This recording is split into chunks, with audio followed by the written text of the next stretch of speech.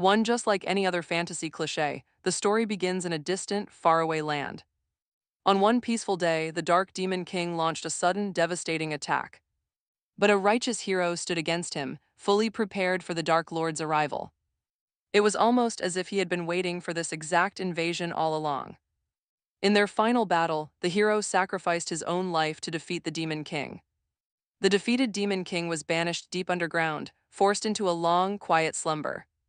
He was bound to sleep there until the day he rose to reclaim his throne. The world became peaceful once more, and the hero's legend was passed down through generations. Yet one thing remains absolutely certain: their endless battle will keep repeating forever. Fast forward through centuries of quiet peace, and we finally reach the present timeline. Deep underground, a panicked low-ranking demon sprints directly toward the royal throne room. He gasps out that the great Demiorgos the 666th has finally awakened. But instead of launching an invasion, the king handed in his resignation and fled. Now a mysterious man with pure white hair stands outside a massive fortress. This is Arca Castle, located right in the famously peaceful and cozy Verdi kingdom. Everything here feels extremely welcoming, except for that giant, intimidating holy cross nearby. Suddenly, two guards spot the traveler and block him from entering the private grounds. Obviously, the white-haired traveler cannot just tell these guards his actual monstrous identity. Instead, he casually smiles and introduces himself to them as Days. Just then, Count Brewa arrives, demanding that Days, who is actually an ancient protector god, leave. Count Brewa offers to forgive the intrusion, but Days refuses to back down. Instead, he brazenly challenges the authority of the royal throne itself. He points out that if Verdi is so strong, it deserves a powerful ruler like him. Offended by this, Count Brewa attacks, but Days easily defeats the guards with a glance. They instantly collapse to the cold ground. More guards rush in to help. But they meet the exact same fate, easily crushed by his overwhelming power. He casts a dark spell, raising the empty metal armors of his fallen enemies. The silent suits of armor march ahead of him as the kingdom declares an emergency. A massive army of royal knights gathers at the castle gates to defend their home. But within seconds, Days casually turns the entire defense force into literal dust. Inside the palace, a single holy warrior kneels and begins chanting a sacred spell. He draws his glowing blade, ignoring Days, who seems to recognize him. Confident in the divine blessing he received, the shining knight charges forward. He vows to defeat Days despite not being of pure blood, leaping into the air. But Days easily catches the glowing holy weapon with his bare hand. He mockingly starts chanting his own prayer to the very same heavenly god. Now they will find out which of their prayers the Creator actually listens to. Like the guards outside, the shining knight immediately crumbles into dust. Days warns the fading ashes to never speak of God again, before heading to the throne room. There, the trembling king sits on his throne, protected by his last remaining knights. The loyal guards swear to defend their ruler with their very lives. Terrified, the king asks who Days is, but Days simply snaps his fingers. Half the guards drop instantly. Days summons his dark wings and flies forward. He stops inches from the shivering king's face, towering over him with absolute authority. The terrified ruler begs for his life, offering all his riches and his crown. He demands the entire kingdom. Deus just laughs. It wasn't actually a question. If the king refuses to cooperate, Deus will simply kill him and take the throne. The king is deeply offended, thinking Deus wants his beloved daughter, but Deus doesn't. He wants the kingdom. The king is utterly baffled. His daughter is supposed to be the absolute pride of the Verd kingdom, their most precious princess. The king screams at Deus, this land belongs to royalty and he cannot just steal it away. But Deus points out that this land was free at the dawn of time. The royals stole it first, so it's time for the king to surrender. The Grand Council of the people will never accept a demon like Deus. He just laughs. Why would he care what a bunch of fools think? With a flick of his wrist, Deus burns the entire palace to ash. It seems the old king didn't possess any sacred warrior blood either. He might have survived a bit longer if he did. Deus treads through the ruins. Looking up, he complains to the heavens, destroying these fools wasn't even fun. It's still going to take a while before a true pure-blood warrior finally emerges. Deus has about 27 years to prepare himself for the inevitable clash. The destined day of his descent is drawing near. The hero will arrive. But before he can even finish his monologue, a sharp scream cuts him off. A gorgeous young woman in lavish royal attire screams out, demanding to know his identity. Deus barely spares her a glance. Long ago, the defeated demon souls were sealed. Banished to the dark realm, they waited for their slumbering lord to wake. They poured ancient curses and vile dark magic into his broken vessel for ages. For 100 years, they nurtured him, waiting for his ultimate resurrection. And then the Second Great War began. The dark forces thought they had won.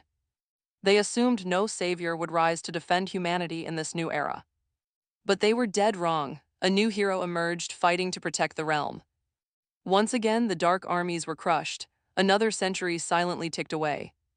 The demon lord was reborn, only for a fresh hero to strike him down. This endless loop of rebirth and defeat became a tragic, inescapable ritual.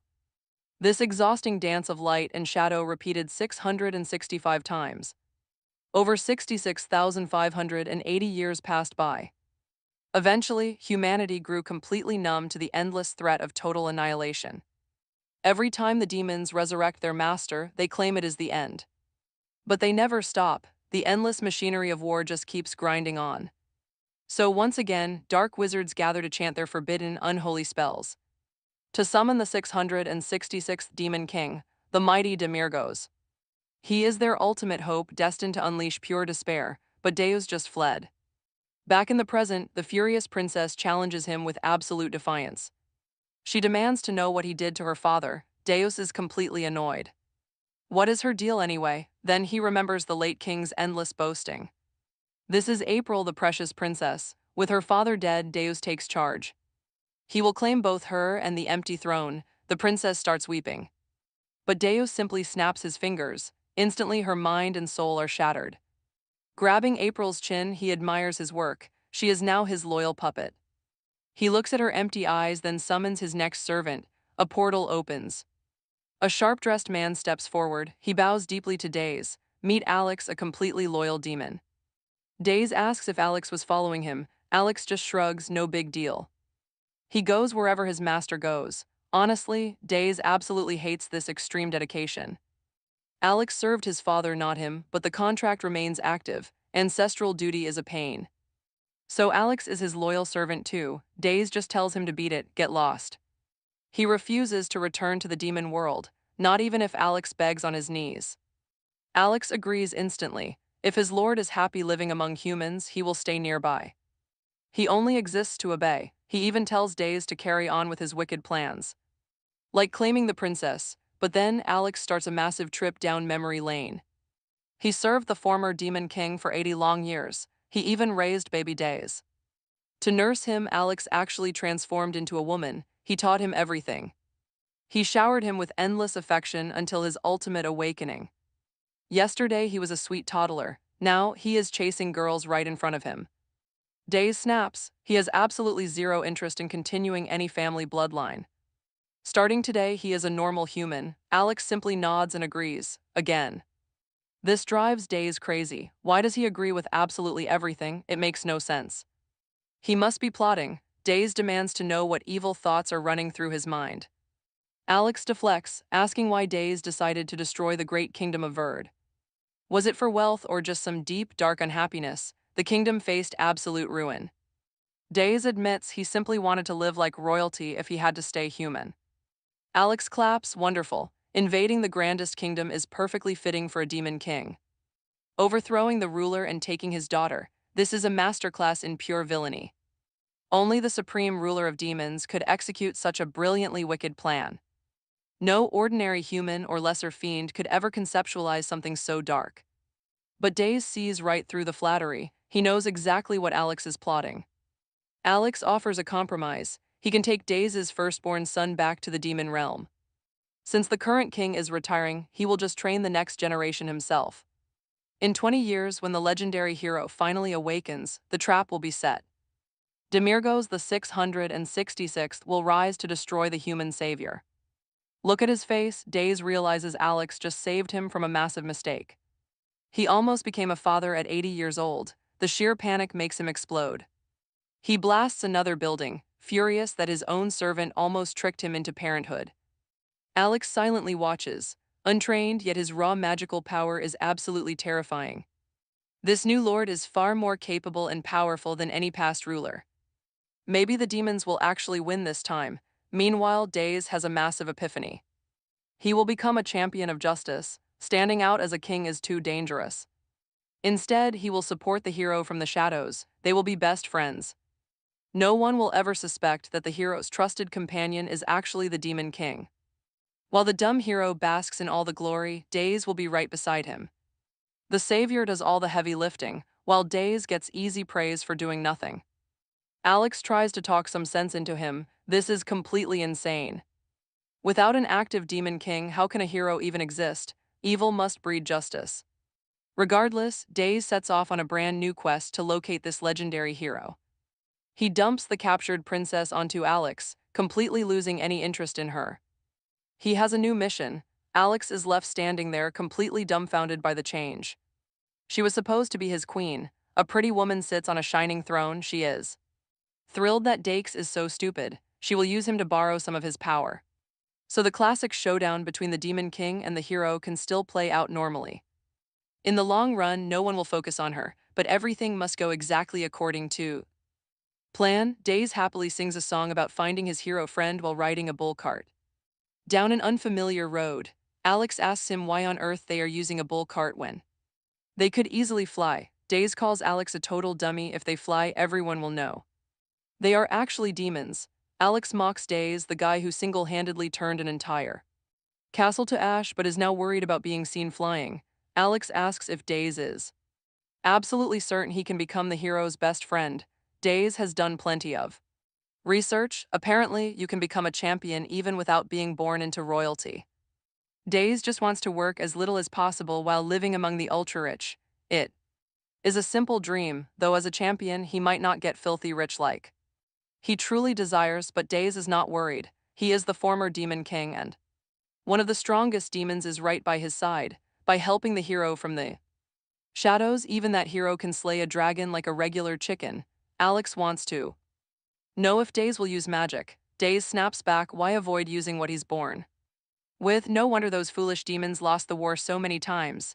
In this world, the heroes rely on a strict ranking system. The first is D rank, the dragon Slayer, meant for dragon-beating power. Surprisingly, a champion gets this D rank when they possess the sheer power to defeat a dragon. In this day and age, though, dragons are neutral. They do not go around attacking villages or people anymore.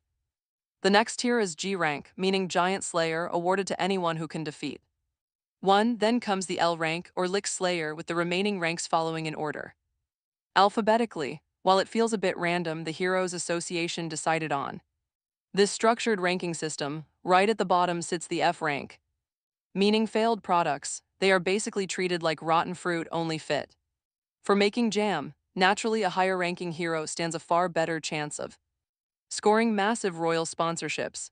Meanwhile, FEF ranks get absolutely zero recognition and people hope they will vanish, but here is the kicker: what matters even more than rank is a pure bloodline. If you have it, you will automatically be stronger. The legendary first hero and the priestess who saved the world and their descendants are all pure bloods. This noble family carefully measures how much purity remains in their veins. The purer the blood, the more powerful their aura becomes, and the person with the absolute cleanest blood is chosen to defeat the Demon King. Naturally, whoever possesses pure blood holds a higher rank. Days thinks this whole system is completely stupid and unnecessary since nobody gets to choose their birth. Thanks to these pointless wars, Days was trapped inside an egg for 80 years. To him, the cliché is just exhausting. 60,000 years of conflict, all because of that old prophecy about the hero and the Demon King fighting. Why can't everyone just live a peaceful, slow life together? Just then, a butterfly lands on Days' finger and Alex tells him exactly what this little creature is. As Days takes in the nature around them, Alex patiently teaches him the names of everything: the wind, the sun, and even the fresh scent of spring. Alex has lived a very long life, born back when the first Demon King clashed with the original hero, during the era when the Seven Dukes were born. Looking at the view, Days wonders if Alex ever enjoyed these beautiful sights. Past rulers never had the luxury of experiencing this quiet peace. If he had not escaped, he would be trapped in that realm for another 20 years. His ultimate fate was to fall to some completely nameless hero he would never even meet. Honestly, he is glad he ran. The Demon King role should just vanish. Alex stays silent. Days just tells him to wake him up upon arrival. If Alex drags him back to the demon realm, both of them will cease to exist. Alex obeys his master quietly as they finally arrive near the countryside. The local village is absolutely perfect for what Days needs. It has no trading power and absolutely zero military defense. A small settlement called Zorex where no actual heroes live. The population consists of only two families, a G-rank house and a completely fallen one.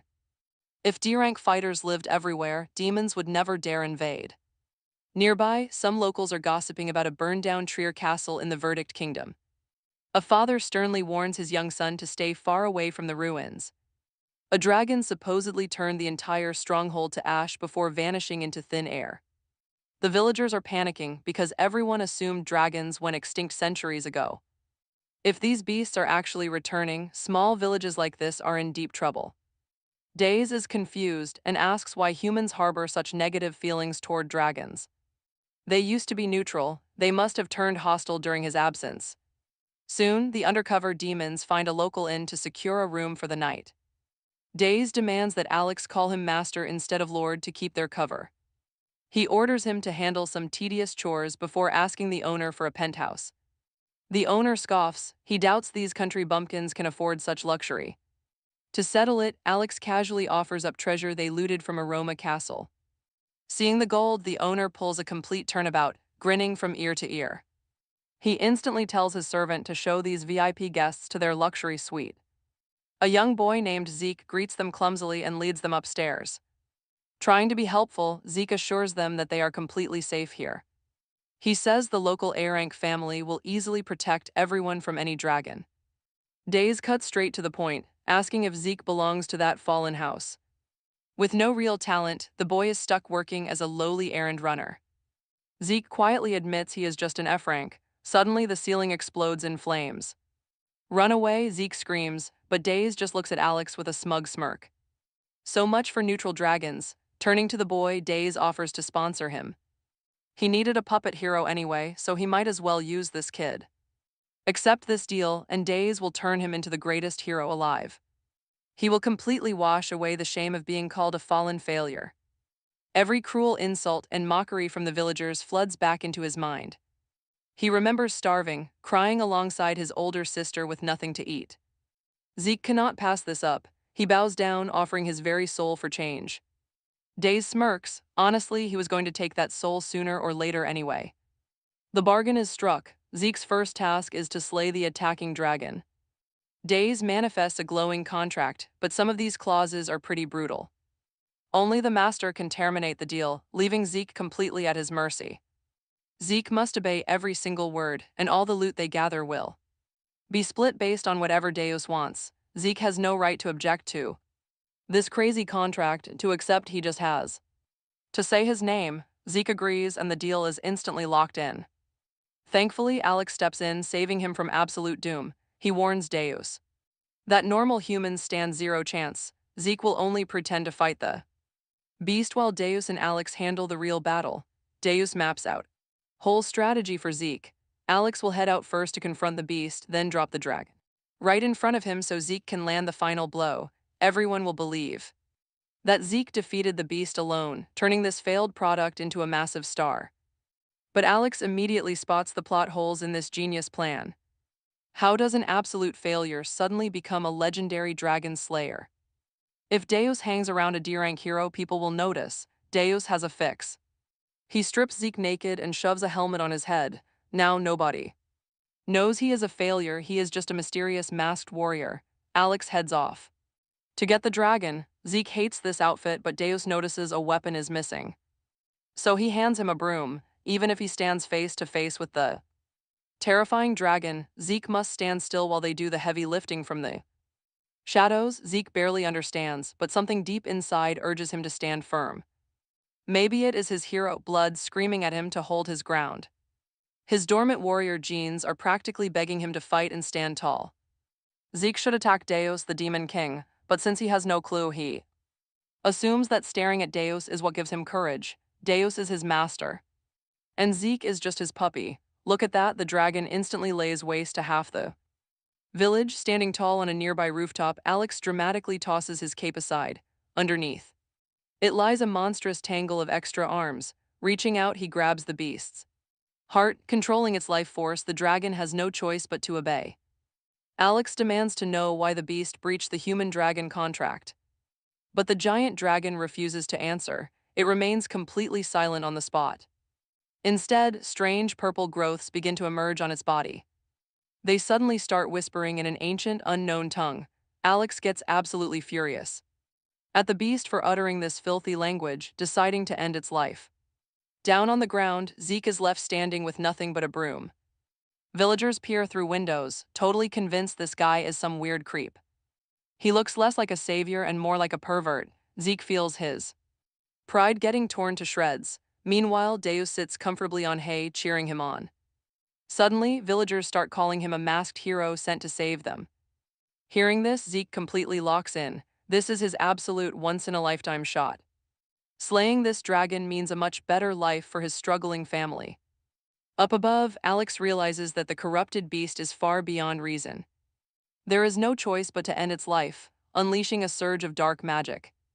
100 demonic arms shoot out to constrict the giant beast, but before he can strike, those creepy purple growths swarm onto his body, whispering ominously about the return of the dead. Alex shivers at the message. Meanwhile, Deus waits on the ground to finally drop the beast, wondering why on earth his commander is taking so long. While fighting for his life in the sky, Alex drags the dragon down. Daze tells Zeke to brace himself for the incoming beast. He must swing at the perfect moment. He gets ready but admits to Daze that he really does not wanna die. Daze promises to protect him no matter what, so Zeke locks in and readies his broom for the final strike. But up on the dragon, purple slime starts attacking Alex. He screams out in pure agony as it wraps completely around his face. Unleashing his raw power, Alex transforms his arms into deadly blades to shred the beast. As the weapons slice away and rips the purple parasite off his face, Deo watches the massive dragon plummeting toward the earth in slow motion. He just smiles at the sight. If Alex doesn't slow their descent, their masked hero is going to take the full impact. The dragon accelerates, sending the crowd into a panic. Zeke tightly grips his trusted broom, waiting for Daze senses something is wrong. Alex is not slowing the dangerous plunge. He realizes his ally is struggling against that weird purple mass. Meanwhile, Zeke stands his ground. No matter how bad things look, he refuses to back down. Memories flash back to his childhood, when his father taught him the sacred hero sword arts. Dreaming his son would grow up to be a legendary champion, this ancient style was passed down for generations, preparing them for the ultimate return of the Demon King. Back then, Zeke cried to his dad about the neighborhood kids bullying him. They claimed he would never join the sacred ceremony due to his family's low status, but his father set him straight. No matter what nasty rumors they spread, nobody can ever deny that the blood of the true hero flows inside their holy family line. When the fateful day arrives, Zeke will stand tall to fight the Demon King. Back in the present, Zeke readies his mind for the ultimate blow. Simultaneously, Daze charges up his own massive spells as well. Together, they unleash a synchronized strike on the beast. Suddenly, Zeke is completely drenched in sticky blue fluid. With Daze and Alex vanish from the scene, the crowd assumes that Zeke single-handedly took down the dragon. The ecstatic townspeople erupt into cheers, celebrating their brand new savior. Zeke turns red from the sudden fame. Daze quietly calls out to him from the shadows, warning him to slip back into his normal uniform before the crowd realizes their mighty savior is actually just a hotel bellhop. Zeke quickly runs away to escape the crowd. High above on a rooftop, Alex silently watches the whole scene. It is a horrifying sight. Half his face has been eaten away by that purple entity. He stares at the dying dragon as it wheezes out its final chilling warning. The ancient evil has returned to life. Later, Daze wakes up in his luxury bed while Alex pours him fresh coffee. His damaged face is fully restored. Suddenly, Zeke bursts into the bedroom, shouting that there is serious trouble. The frantic villagers are hunting for the masked savior to officially crown him as the town protector. Days raises an eyebrow, questioning why Zeke is dressed so absurdly. The kid looks like he just crawled out of a dusty coal mine. Zeke explains he was assisting with cleanup because hard labor pays surprisingly well. Days takes a slow sip. Everything is falling perfectly into place. He gazes out at the bright morning sun warming his face. Life cannot get any better than this, even though half of his luxury ceiling is completely gone. From the massive dragon strike, down below, frantic citizens are screaming at each other. Terrified children cry out for their mothers, but in his high-end bubble, life remains utterly flawless.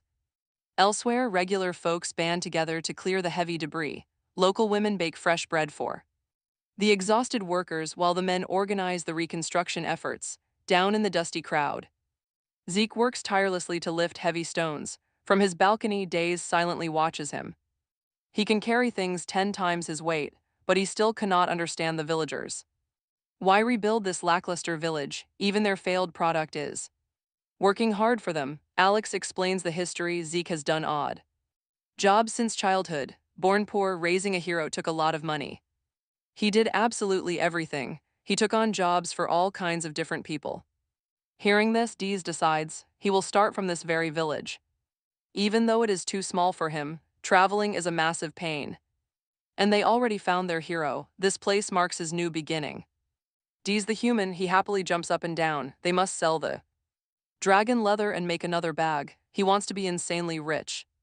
Truly wealthy, but Alex explains that the hero's bureau took all the remains.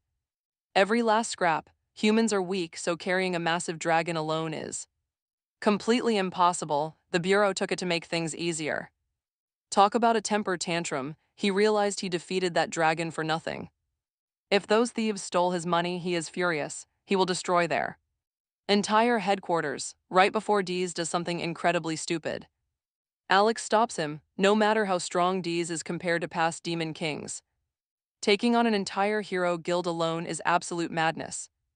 There is zero chance he wins. If the heroes ever discover that the demon king is running around the human world instead of his own domain, everyone is doomed. Alex tries to calm Dees and reminds him of his goal. He is a friend to heroes. To become a proper hero, you must register at the Heroes Bureau. How else will anyone recognize Zeke? If Dees burns down the office, it's over. Dees seems to understand.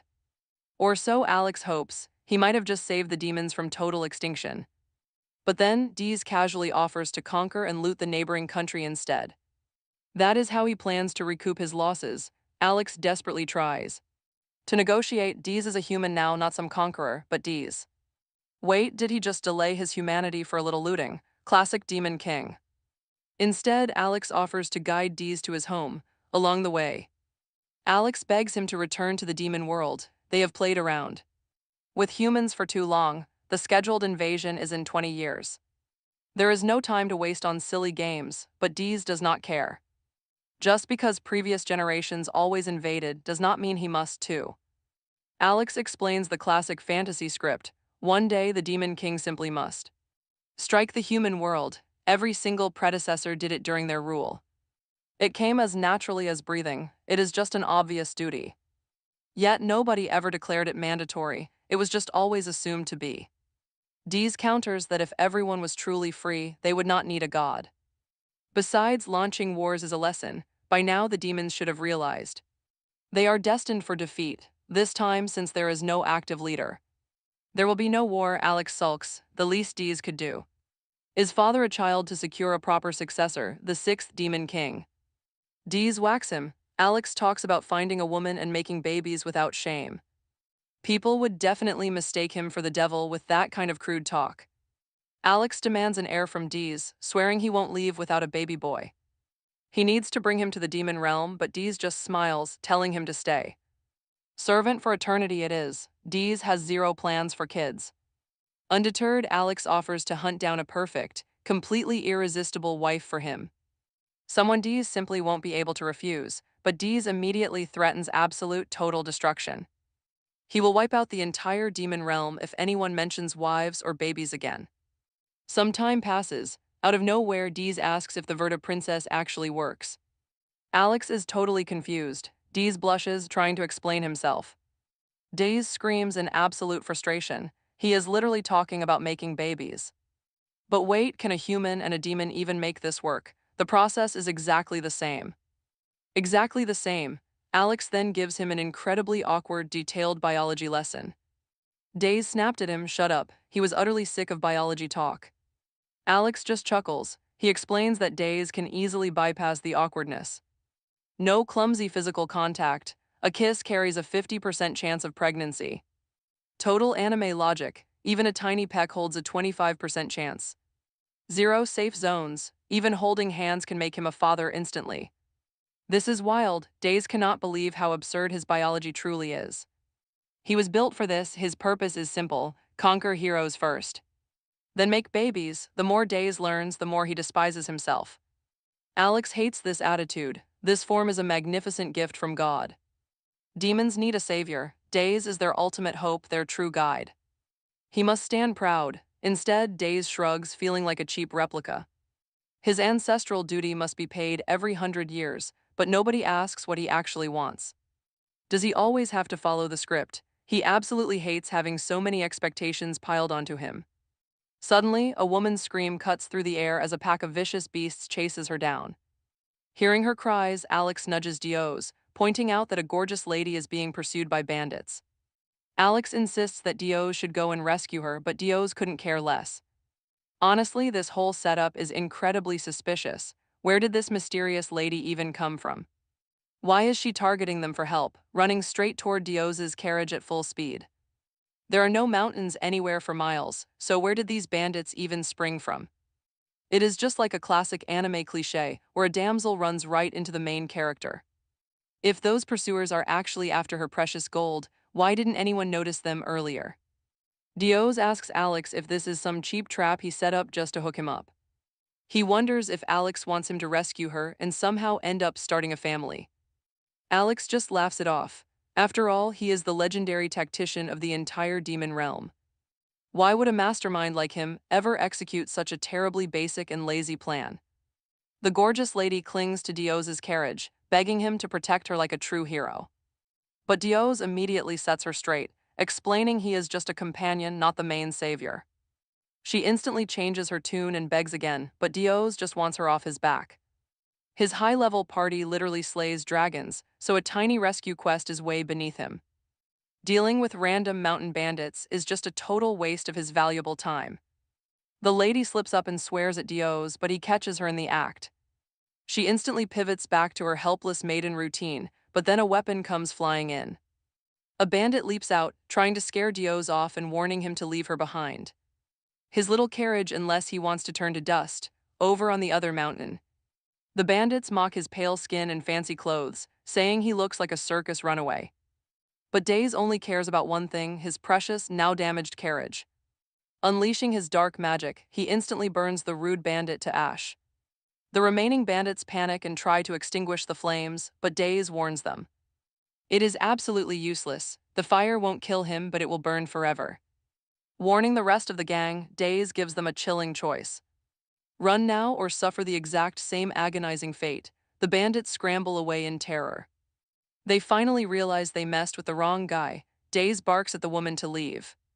He solved her problem so she can scram, but the gorgeous lady stands her ground. Instead, she shamelessly begs for more help, explaining her temple was recently raided. The thugs captured all the priestesses and stole their sacred treasure. She pleads with Days to rebuild the temple, rescue the girls, and save them. Hearing this, Days casually picks his nose and flatly rejects her. He is not wasting his time on trashy, low-level side quests. He orders Alex to drive. Before they can roll out, the persistent priestess blocks their path once more. She asks if Days knows of a legendary masked hero who fought in his underwear. Since Days mentioned dragons earlier, he simply has to know this mysterious champion. The bandit stronghold actually sits on Dragon Peak, home of a legendary horde. It is the hiding place of the supreme dragon god's treasure. If he helps them, the priestesses will reward him with the golden helmet of the true gold dragon.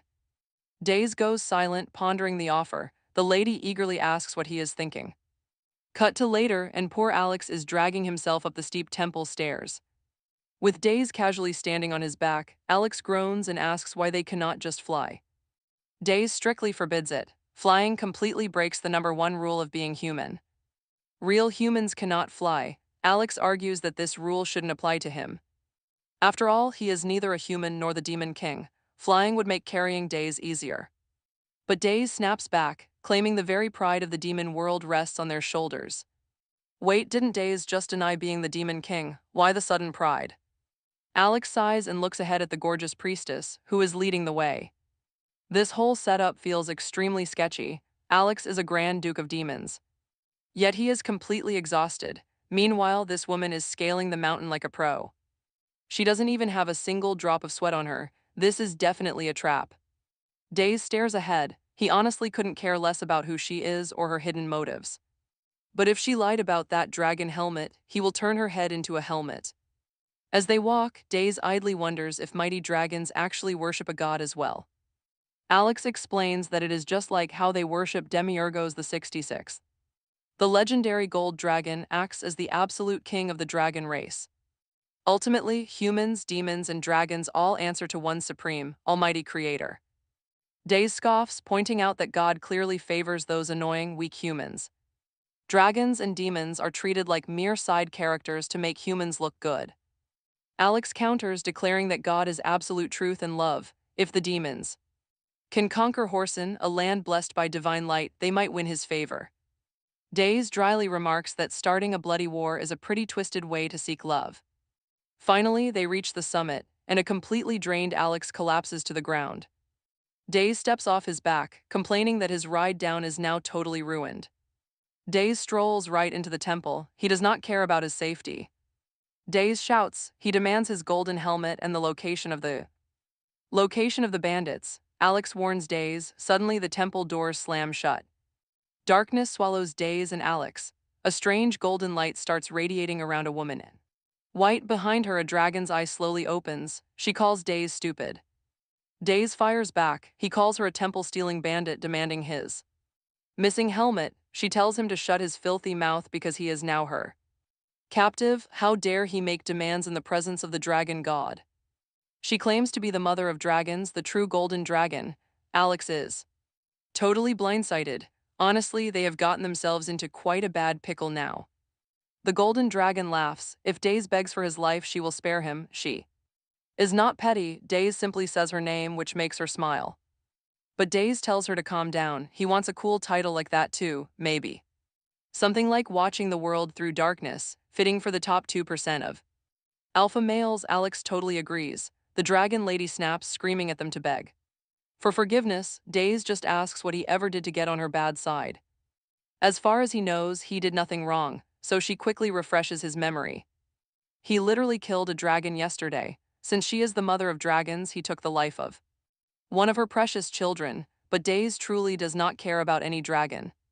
The dragon mother gets right in his face, smiling because he is trapped in her realm now, the Golden Jade realm.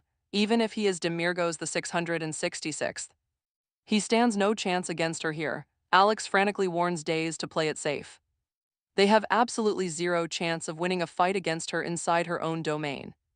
The dragon lady laughs, agreeing with Alex. If Days wants forgiveness, he has to bow down before her, but Days just laughs. She knows damn well he is the Demon King.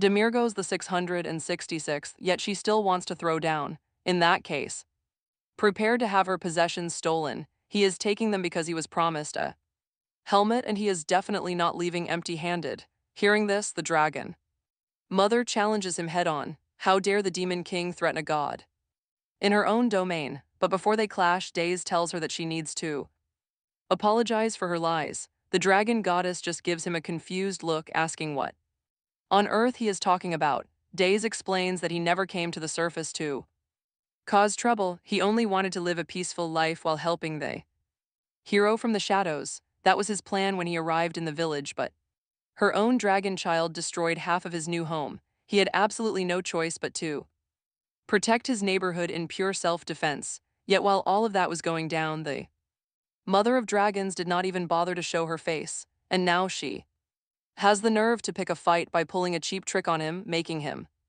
believe she was just a helpless priestess needing a rescue. But the moment he tried to help, she shed the disguise and revealed herself as the legendary golden dragon. Did she really think he was foolish enough to fall for that and start begging for Mercy, is she allowed to demand whatever she wants just because? She is some high and mighty deity who looks down on mortals. Are all dragons as arrogant as their mother? Alex pipes up too, backing Days completely as he asks the dragon goddess what else they were actually expected to do in that situation. Is not helping her case. The dragons broke the peace treaty before anyone else did. If anything, she is the one who should apologize. Days asks if she actually wants to say sorry as the mother of dragons and their god. She just stares back and forth between them, completely lost. Days instantly shames her terrible parenting style. Days claims he can easily spot when a parent is the real root of a child's issues. And this case is no different. The mother of dragons tries protesting she is not there birth mother, but it is too late. Alex and Days have already cornered her. They accuse her of dodging duty. She wants the glory, the majestic authority of a god, but refuses to take responsibility for any trouble her children cause. The duo keep lecturing her on being a bad parent and insist she must change her ways before all her dragon kids turn out completely rotten. She must take blame and apologize for the harm brought upon Days. Oh man, she absolutely hates how the tables have turned. She originally wanted an apology from Days or Demiorgos the 66th, but now she is getting a heavy lecture on proper parenting skills. Alex and Days tell her one last time that she is wrong, but she can fix it by letting them out of this realm. They turn around to walk away dramatically. The mother of dragons begs them to wait. Since they are here anyway, she asks if they will hear her out. Days demands an apology first, then they talk. Demands, she finally apologizes, prompting Days to pat her head like a proud grandfather. He finds her apology lacking but accepts it. Since she actually went through with it, now she finally shares her request. She wants Days to hunt down every single dragon for her. Days laughs right in her face. Their very own goddess and savior, and yet she wants her own royal children to be crushed by Days. But then the man completely flips his entire attitude. He is not foolish enough to fall for the exact same trick twice. Alex brings up those strange purple parasites that attacked him earlier, controlling the dragons and forcing them to cause absolute chaos in the mortal realm. The goddess nodded, admitting she only wants to eliminate those who violate the sacred peace treaty. Dragons who lost their loved ones to human hunters became dangerous extremists, breaking their natural neutrality. These rogue beasts are blinded by pure fury. They use dark magic to corrupt the minds of peaceful dragons, forcing them to raid human villages and trigger a massive war between the species. The mother of dragons desperately wants her kind to remain neutral no matter the cost, protecting her innocent offspring from pointless slaughter. Hearing this, Days quickly summarizes the mission, but demands to know his reward for doing her dirty work. He demands 5 rare dragon scales as proper compensation since they are used to craft top-tier gear, 5 scales for every single dragon he successfully hunts, and he will cooperate. Seriously, Days is acting way more like a greedy street con artist god and more like a shady street con artist. He quickly conjures a magic contract stating that if she fails to pay up, she becomes his lifelong servant. She reluctantly signs the agreement. Days prepares to exit the divine realm. Through a magical door she opens. Before Days steps through, however, she pleads with him to spare her children and bring them back alive. She wants to save them before resorting to extreme measures. Days agrees and leaves. Dees is absolutely thrilled with his new deal. Talk about a massive win. Bumping into the dragon mother let him milk her for incredible benefits. A total jackpot. But wait, what about his promised reward? The dragon domain is locked shut. He forgot his golden dragon helmet. Honestly, it feels like she scammed him. With no way back in, his only option now is to leave. Brutal. He throws a tantrum. Next time he sees her, things are getting ugly. He is stealing her face to make a helmet. Finally, Dees wakes up. Safe in his penthouse, a brilliant idea strikes. He will sell top-tier weapons. Alex tries desperately to talk some sense into him. It is totally useless. The loyal demon lord feels completely betrayed. His king is selling human junk. Dees just laughs, calling Alex a total boomer with zero business sense. He keeps hyping up his legendary dragon deal. Those raw scales and items will easily propel him straight into the top 2% of wealthy merchants.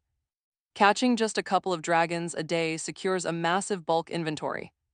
He is going to be richer than any mortal king. Fully stocked shop And since war breaks out every 100 years, business will thrive. Alex literally starts crying in the corner. There is not going to be any war. How can humans fight when the Demon King is running a weapon shop? Zeke just watches silently. Meanwhile, Dees lets out a truly wicked smirk. Being a merchant is just a facade. The real plan is far more devious. He has zero intention of spending his life selling swords to weak humans. His ultimate goal, become the greatest hero's companion. Alex immediately brightens up. Their master has not forgotten his demonic duties. Hope is alive. Maybe the demon race actually stands a chance. Dees barks out orders. Take Zeke and find the perfect location to set up their new store. But wait, why would a demon lord want to become a merchant? Easy, he is actually going to become the ultimate landlord of this world. It is honestly amazing how easily Alex buys into every single lie. Dees kicks back on his bed, thinking about his incredible luck lately. He found a clueless hero and a rich blonde to fund his life. Now he can just watch the sweet, passive income roll in. Genius. Yet a strange, hollow emptiness still lingers deep inside his heart. Would destroying the nearby village bring back his joy? Then a voice whispers. It commands him to start a massive war and enslave every single mortal. This is how they break the 1,000-year cycle and free the demons. They will finally escape their eternal prison deep within the dark underworld. Shut up, Dees snaps. That creepy voice is totally ruining his nap. Later that evening, Alex leads Dees to their future business location. The old owner died in the dragon attack, making this property free. Dees is impressed. Alex worked so fast he did not even get to sleep. Alex was just too excited about the plan to waste any time. They stand in front of a completely wrecked, dusty old building. But if they get Zeke to repair it, it will look pristine. Dees is genuinely surprised to learn Zeke actually has construction skills. Apparently, the young guy has worked as a professional carpenter. Talk about talented. Blood purity is supposedly passed down through families, but as Dees remembers it, even two elite parents with nearly pure blood can still spawn an F-class child. And yet plenty of F-class kids still rise up to become highly respected priestesses and legendary heroes. Since purity is totally random, Zeke might actually have a shot at becoming the great hero destined to slay the Demon King.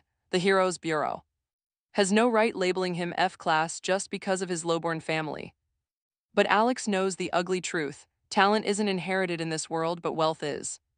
Any lineage capable of churning out great warriors can easily amass a massive fortune. On par with royalty, with that kind of gold, elite families can effortlessly breed heirs with incredibly pure blood, an absolute infinite money glitch. For already wealthy families, simply put, if you're born into a poor family, even with raw talent, you will never compete with those rich, mediocre kids whose only actual advantage in life is their family fortune. And since Zeke is already branded an F-class, this reality absolutely infuriates Dees. Honestly, how pathetic were the demons to lose to humans who only care about cash? Frustrated, he thrashes Alex like a personal punching bag before finally cooling off. It is not like he actually cares about demon affairs anymore. They set off to locate Zeke, but get this, he is running his own business now, a busy noodle stall. It is definitely a strange side hustle, but it brings in some solid coin. Hungry, Dees demands a hot bowl and Zeke happily starts whipping up a meal. Dees is practically drooling just looking at the dish. One bite and he is hooked. Alex watches him inhale the food and immediately grabs a bowl to join the feast. Mouthful, Dees tells Zeke to forget the hero path and just sell noodles forever. Zeke laughs and thanks Dees for the support, thanks to his help. His little siblings finally have proper uniforms for hero school. They are great kids who never complain, but the fresh gear made them ecstatic. Dees, however, is instantly intrigued by this hero academy. Zeke admits he cannot afford such a luxury, but he is working tirelessly to put them through a private training facility. His own window of opportunity has closed, but he wants them to become great heroes. Suddenly, a snobbish, rich-looking nobleman starts shrieking that there is a fly right in his bowl. He berates Zeke, loudly mocking his cheap, low-class food. Zeke desperately tries to defuse the situation, but the jerk hurls the boiling soup directly at his face, threatening to shut down the stall with a single word. The noble recognizes Zeke as a discarded failure from the prestigious Holy Big family. He spits insults, mocking Zeke's father and dragging their family name through the mud. Days watches this pathetic power trip and gets utterly disgusted.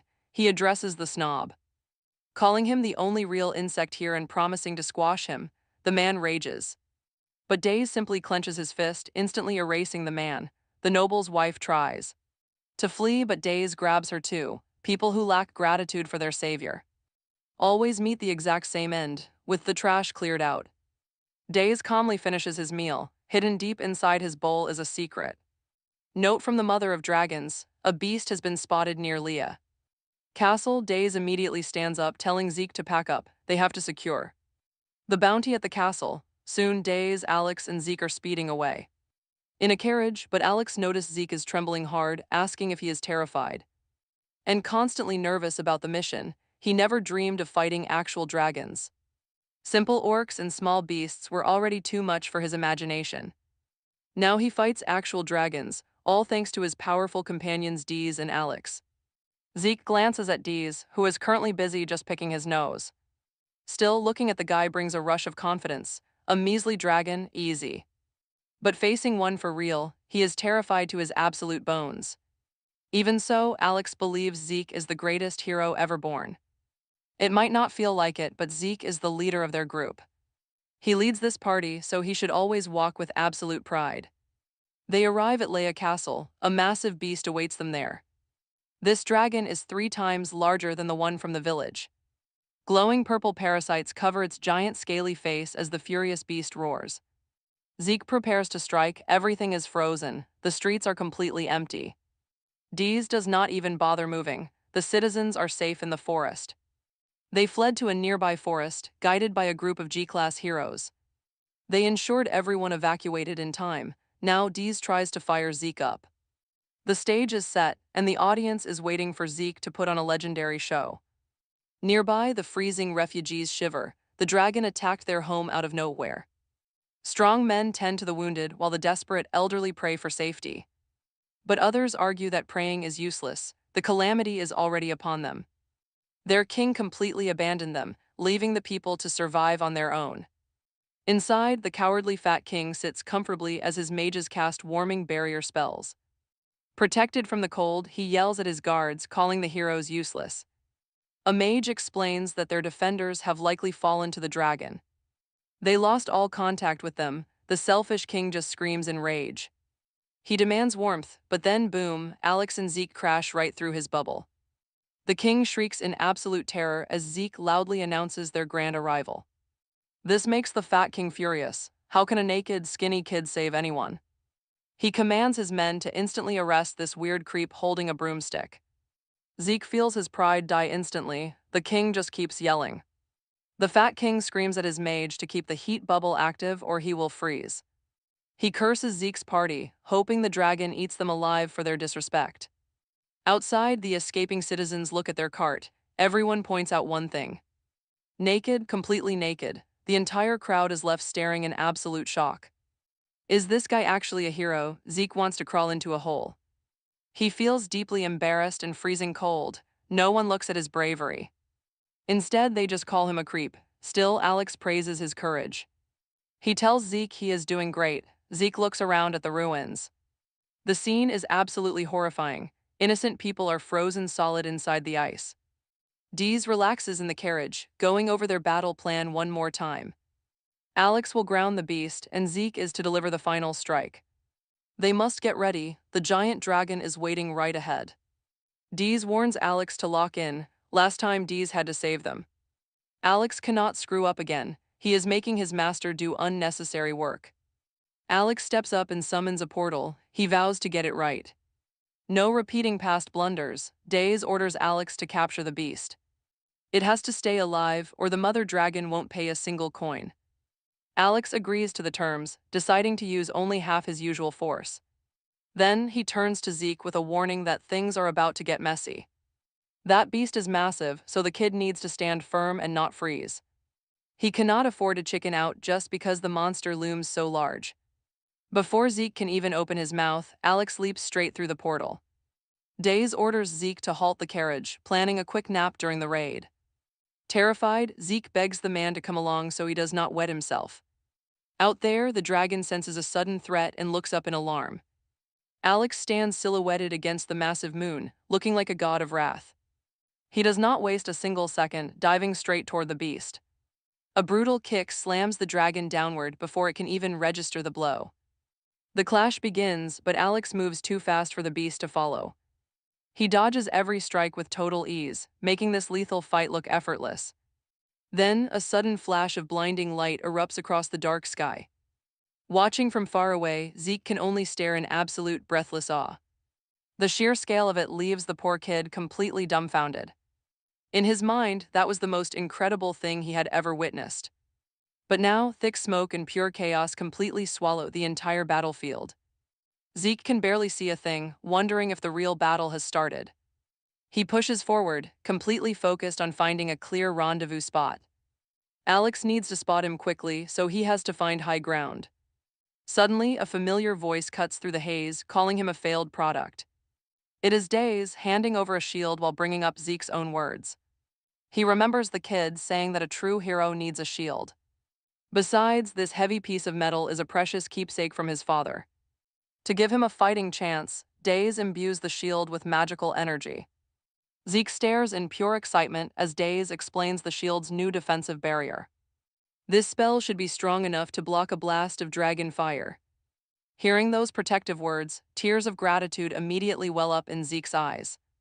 But before he can even offer his thanks, Days is already drifting asleep. Wishing his mentor a peaceful sleep, the young warrior steals his resolve. With tear-stained cheeks, he promises to get it right this time. He charges ahead, tightly gripping the enchanted shield that will keep him safe. His mind locks back onto the mission, finding a clear rendezvous spot. He scans the chaotic area, searching for a highly visible vantage point. An elevated ice cliff nearby catches his eye, standing out perfectly. Deciding that is the absolute best position, he scrambles up the frozen slope. But his foot slips on the slick surface, sending him tumbling backward. While he rolls down the ice, Alex's brutal duel with the dragon rages on. The warrior fights with cold, absolute concentration burning in his eyes. Out of nowhere, the beast unleashes a devastating strike, catching him off guard. The impact leaves Alex reeling, drawing a triumphant, furious roar from the monster. But just as it spreads its wings to fly, a fierce counterattack slams it from below. Alex doesn't know when to quit, using his enhanced form to relentlessly batter. The dragon, Alex's face is almost completely hidden beneath that demonic form.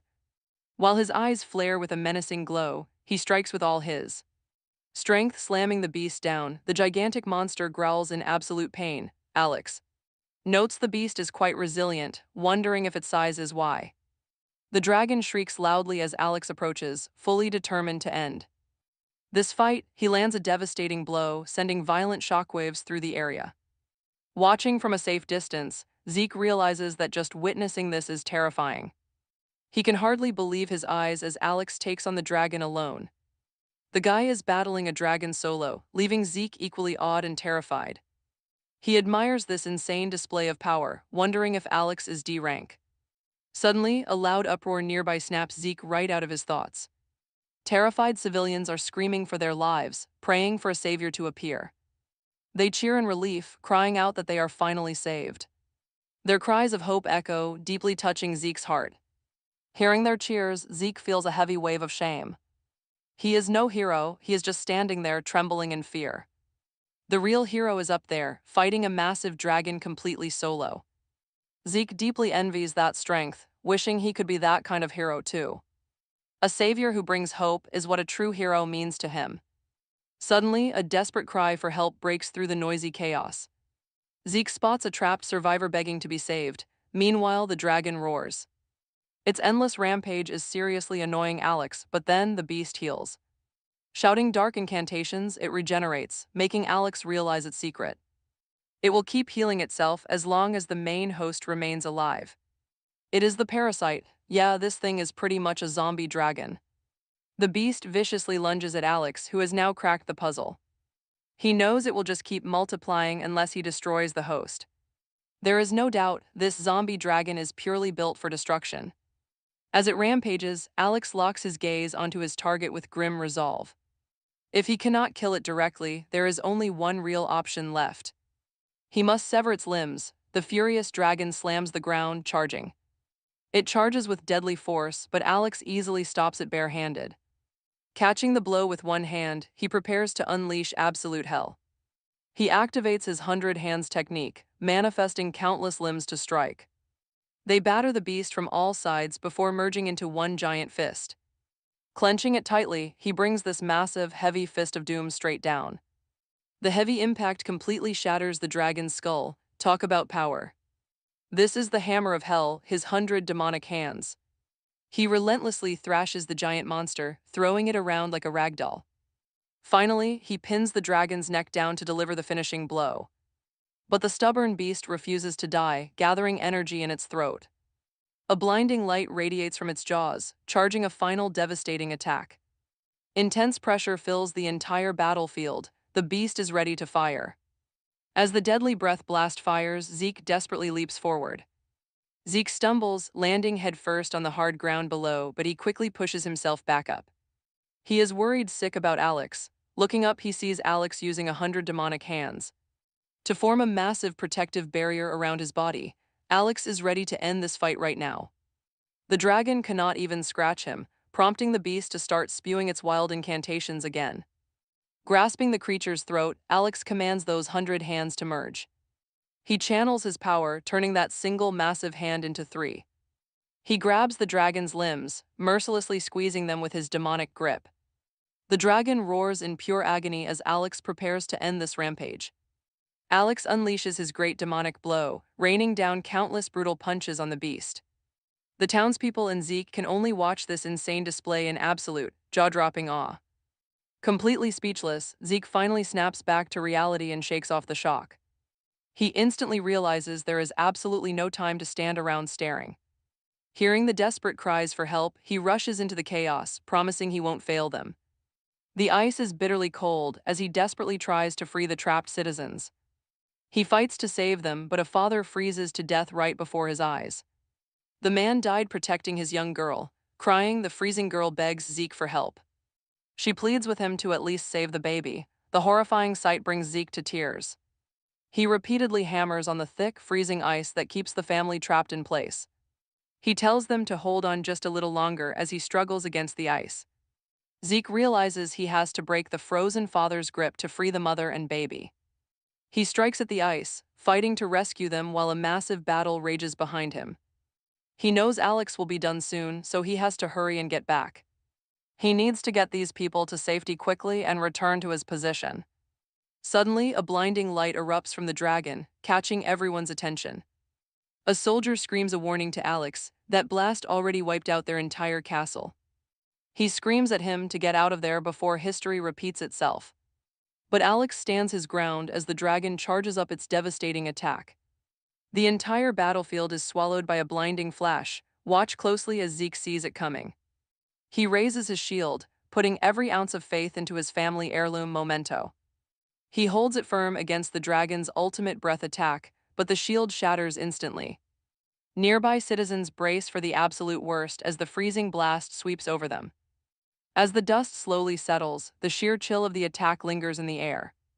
And yet Alex is still standing there. He just lets out a scoff. He mutters that this is just like last time, revealing his completely transformed state. He complains about how hard it is to maintain this skin he has preserved for 20 years. Honestly, he finds this entire situation to be nothing but a massive annoyance.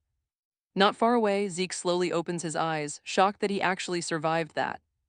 He wonders if it was the protective magic days cast on his shield that saved him. Shivering violently, he struggles to stand, muttering about the absolute bitter cold. Suddenly, the sharp cry of a baby snaps him back, reminding him of his mission. Zeke looks around in a panic and realizes the little one is still breathing. The mother is gone, but the baby is crying out with everything it has. Zeke crawls forward, whispering that he is coming to save him, but he cannot move. Sensation fades. He looks back to investigate and catches the most horrific sight. Both of his legs have frozen solid and fallen off, while Alex is. He is too shocked to move. Meanwhile, the wounded villagers are distraught, begging their hero to run, yet Zeke is determined to save that helpless baby, slamming his freezing arms onto the cold ground.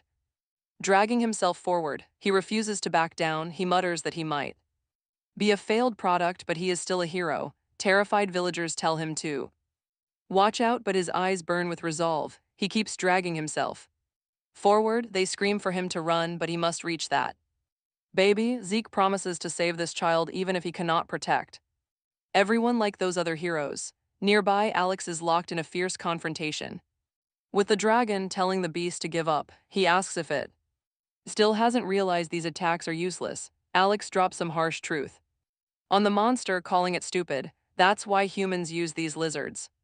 The insult cuts deep. The dragon flies into an even wilder, senseless rage. Zeke finally reaches the crying baby, crawling through the wreckage and grabbing him tight, but things look bad. The biting, freezing cold completely traps them both as he struggles to take a step. A warm jacket suddenly covers his shoulders. He looks up to find his savior. It is Dees, awake and scoffing at how weak humans are, wondering how they ever expect to win to someone like Dees. They are just tiny candles he could easily blow out in a second. Yet their courage is surprisingly massive. They die to save another. Dees scoffs, shocked his kind has been losing to these creatures for the past 66,500 years. By now, Zeke is almost a frozen statue. He weakly apologizes to Dees for not arriving on time, promising to do better next time. Then he passes out. Later, Zeke wakes up in a warm bed. The terrifying battle instantly flashes back. He panics. Looking around for the dragon, he asks Dees what happened to the beast. Suddenly realizing he is safe inside Dees's room, Zeke tries to remember what happened before he fainted. Then he looks down at his own arms. They look completely healed, far better than the shredded mess they were. He quickly throws off the sheets, discovering his legs are perfectly normal too. He thought his body was broken beyond repair. What in the world happened? Suddenly, a familiar voice echoes from nearby. It is Dees. Zeke rushes out, peering down to see Dees and Alex standing over a massive pile of golden weapons. Dees smiles, glad the boy is awake, but Zeke has too many questions. He stammers, asking how he healed, what happened to the dragon, and where the baby is. Dees just gives the boy a warm, reassuring look, promising that both the dragon and the baby are completely safe. He teasingly tells the failed product to get down here and start cleaning up. They have a shop to set up after all. Zeke had been drowning in worry, but seeing Dees's calm expression makes all his anxiety instantly melt away. With a soft smile at his powerful master, he gets moving. From that day on, the group kept answering the Golden Law's requests, traveling around to rescue people from savage beasts. During one fierce battle, Dees orders Zeke to strike. Positioning himself, Zeke yells out to Alex that he is. Alex is fully locked in, floating high in the sky and ready for action. Working together, they easily bring down massive dragons, even if the spoils vanish soon after. Back at the base, Zeke calls out to Days, who stumbles out half asleep. With a huge grin, Zeke tosses their hard-earned quest loot into the air. Alex just beams with pride, but Days has other priorities on his mind. He is way more interested in catching some sleep than counting up the gold. Still, their hunting spree never stops, and they never fail a single job. No matter the beast, Alex and Zeke perfectly sync their moves to strike. Meanwhile, Days is fast asleep in the carriage as more dragons drop. The victories pile up, and their legendary weapon collection keeps growing larger. They are absolutely rolling in cash now, barely taking a moment to breathe. After grabbing a quick bowl of noodles, they rush off to the next hunt. Zeke grows sharper with every fight, carefully following every tip from Days. The kid even unlocks a devastating special attack of his own. Now he is dealing massive damage. Soon, he slays a colossally huge dragon. Right away, the local villagers erupt in cheers, completely amazed by his strength. They hail him as a divine savior sent to protect their peaceful village. Even the picky Days has to admit the kid did an amazing job. He offers some rare praise, and the two share an awesome high five. Before long, their crew becomes the most famous group of hunters around. Talk about a massive payoff. All that intense grinding finally brings their dream to life. Standing right before them is the grand opening of the Devil's Weapon Shop. Their very own business is officially open, and it looks absolutely incredible. Golden weapons and high-tier gear gleam brightly from every single shelf. Zeke looks around with wide eyes, shouting that this place is totally unreal. Days admits the interior exceeded his expectations, thanking Alex for the hard work. Alex proudly points out that no other shop in the kingdom compares to theirs. But of course, Days immediately shrugs it off with his usual lazy attitude. He reminds them that they will be the ones actually running the registers. The other two blink in surprise, asking what his job is supposed to be. Days cheekily asks when they have ever seen a boss do actual manual labor. They instantly call him out on this incredibly toxic work ethic. Before they can argue, his giant demon arms wrap both of them in a tight hug. He softly explains that he wants the massive wealth, not the boring retail hours. If they do not like that, they can just pretend they volunteered for this. How can they possibly argue with their crazy master? They just have to accept it. Sighing in defeat, they nod along and Days immediately sends them to work. He tells them to put in some real effort and make this place legendary. Alex and Zeke collapse to the floor, completely exhausted by their cold boss. Still, Zeke timidly asks if he can keep running his street food stall. He explains that he still needs to pay school tuition for his younger siblings. Days waves a hand, saying he does not care what Zeke does off duty. Zeke happily thanks his surprisingly kind boss, who suddenly remembers an important task. He turns to Alex and tells him to bring out that special item. Later that night, they all gather around to look at it in absolute awe. Next, there is a magical shield. Days picks it up and tells Alex to read its description. He reveals it is the Doom's Lagoon, made from scales obtained by hunting fierce dragons combined with blue dark stone and chaotic scales. He explains that it was specially crafted by the underworld's top blacksmith Hermes. It is this season's limited edition shield. Alex says this gear can even withstand attacks from the Demon King himself. Days is impressed and Zeke is absolutely overjoyed. He can't believe how talented the dwarves are, even though Alex was actually talking about the demon world, not dwarves. Days hands the shield over to Zeke, telling him to test it out.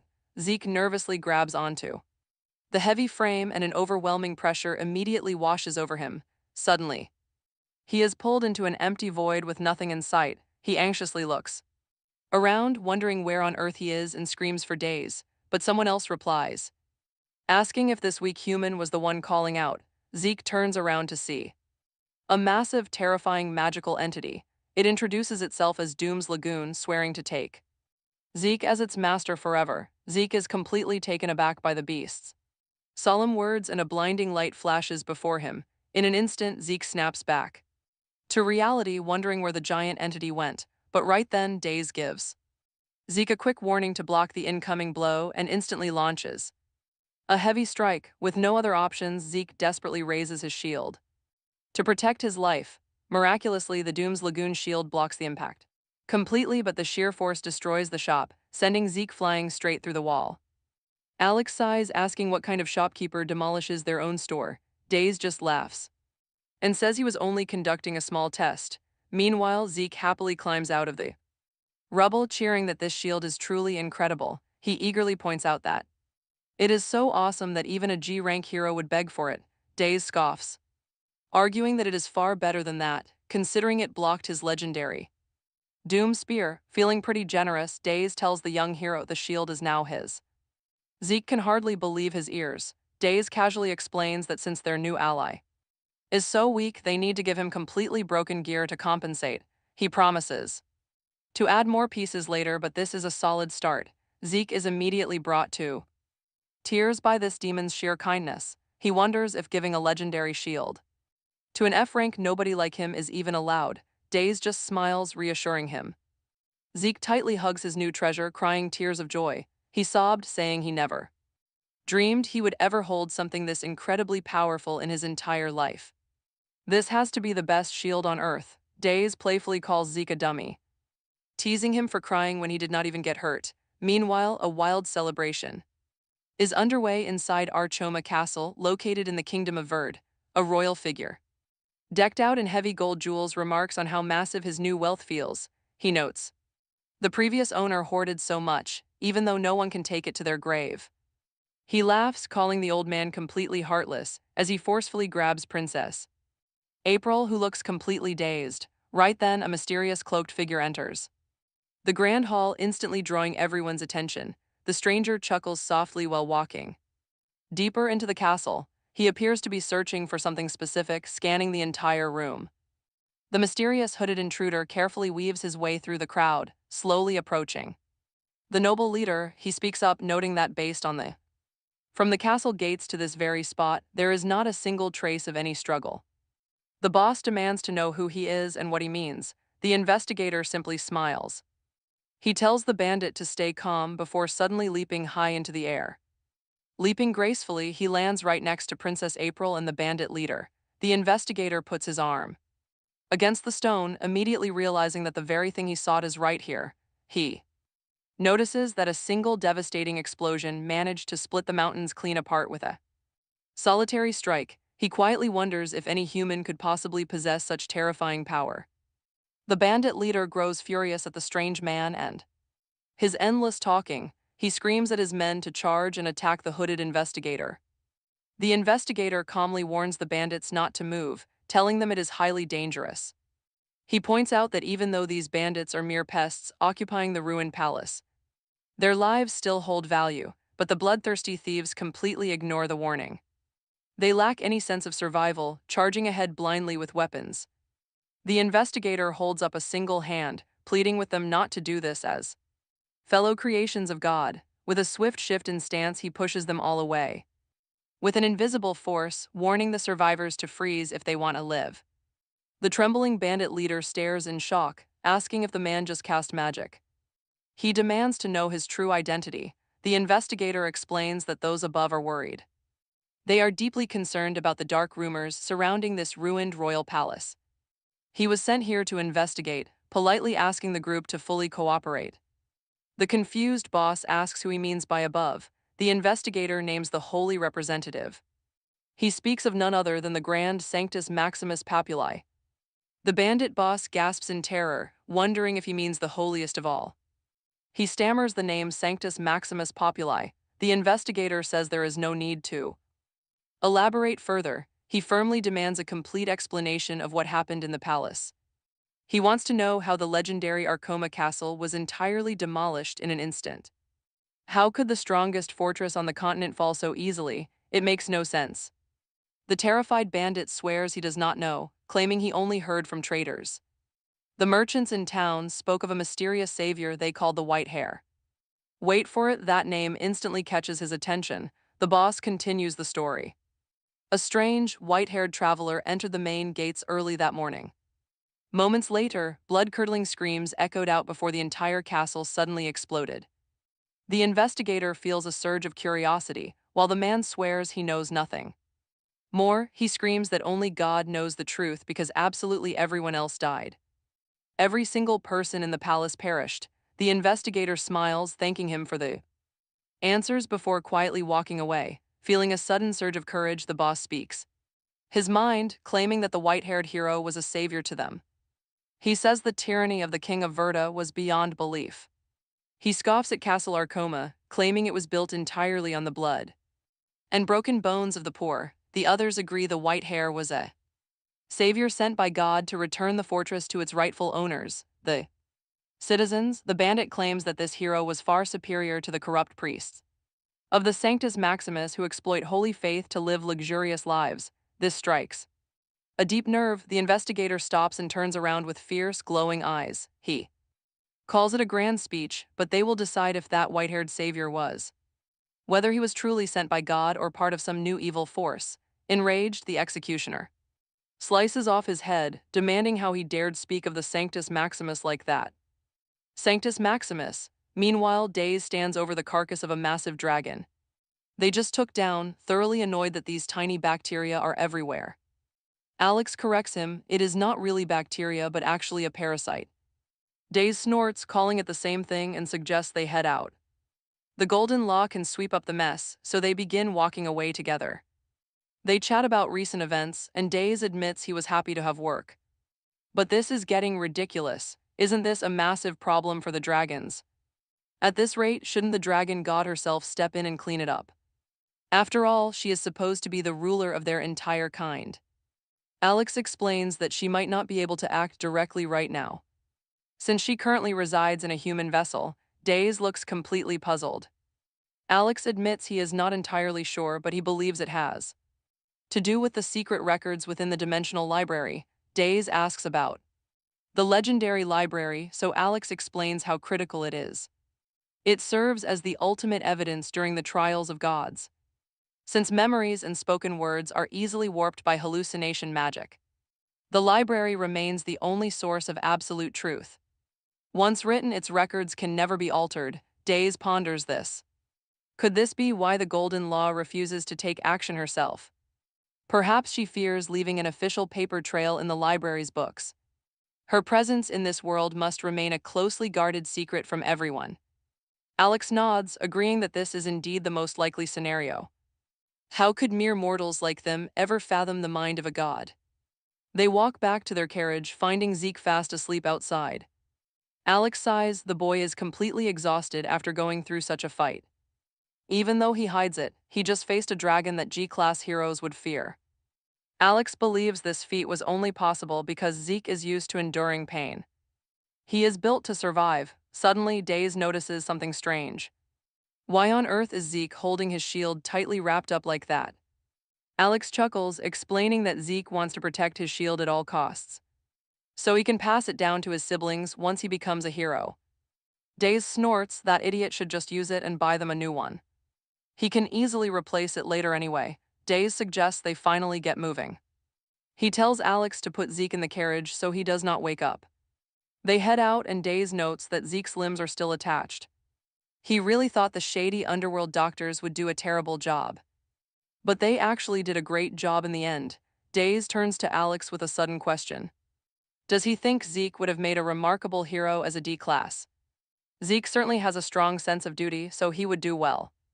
Alex warns him not to jinx it. If that were actually the case, they would probably be swinging swords at each other 20 years down the line. Days looks confused and asks why, and Alex snaps back with a loud shout. Because Alex is destined to become the Demon King, Days simply plays innocent. At a glance, anyone would mistake him for a hero's loyal companion, not the actual Demon King. Alex argues that this scenario is impossible because Zeke is not from that special Generation Zero. Days asks for clarification, so Alex explains how the world's absolute rules choose their champion. The final hero must be born in the 5th generation. That is how the system works. Since humans usually have children in their 20s, the timeline aligns perfectly. That 5th generation descendant reaches age 20 right at the 100-year mark. That is precisely when the Demon King is destined to rise up and attack. The people who actually fight the war belong to the next cycle, the 0 generation. He adds that only one true savior is ever born within that 0 generation. So a 4th generation kid like Zeke cannot be the hero. But maybe his child can. Days scoffs at the rule, wondering about the cycle. Does a hero really appear every 100 years just because of a demon invasion? The whole setup sounds like a bad joke, so Alex shifts topics. Why did Days abandon his crown and quit being the Demon King? Days plays dumb, asking if he really never explained his departure. Alex gets visibly annoyed. He snaps back that Days never said a word. Days chuckles, diffusing the tension. It was nothing special anyway, until a sudden explosion cuts him off. Days spots a flying ship in the sky. Wait, since when do ships fly? It belongs to the royals, and a massive dragon is tearing it apart. The beast relentlessly floods the deck with pure scorching fire. Days watches in shock. Alex wonders if wild dragons are really this common in the human world. A glowing family crest waves proudly on the burning flag of the ship. That pure bloodline has produced nearly 100 legendary heroes over the centuries. He cannot understand why these two ancient, allied factions are suddenly fighting. They stood side by side in the 100-Year Wars, but now they kill each other. While Alex worries over the political shift, Days just grins and enjoys the chaos. He suggests they watch the show, and honestly, who wouldn't want to? Despite all their frantic caution, a wheel snaps right off the transport carriage. The commander fumes at their clumsy handling, terrified they will break the payload. The leader bellows, asking if they have any idea how much this costs. If even a single scratch ruins the cargo, their heads will roll on the spot. Before they can recover, a piercing, deafening screech echoes from the clouds above. The beast spots them. It lets out a horrifying, deafening roar. The commander realizes the dragon wants their cargo, ordering his men to defend it. His orders ring out, telling the archers and mages to prepare their elements. Arrows are notched, and destructive magic circles hum to life in the air. They unleash everything on his mark, but the barrage bounces harmlessly off the scales. In response, the dragon spits devastating fireballs, obliterating the defensive line. Their commander ignores his dying men, focusing entirely on keeping the cargo safe. Looking up, he watches the beast wheel around for another pass. "It is just a hatchling," he screams, ordering everyone to fire together. This is their final stand, but a sudden shadow looms over the commander. The leader is kicked aside as Varios steps forward to face the threat. He unleashes the trimming camellia branches technique, striking the beast down instantly. The sudden display of power completely stuns the onlookers as Varios scoffs. "It could have survived if it fled after the first blow, pure foolishness," Shorty tells Various that they would have handled the dragon sooner or later anyway. And even if it was just a hatchling, splitting a dragon in half is insane. But to Various, a dragon is a dragon, no exceptions, he orders.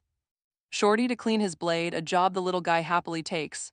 Various orders his men to secure the area and call for backup if their cargo is exposed. His father will absolutely have his head, but then a strange voice speaks up.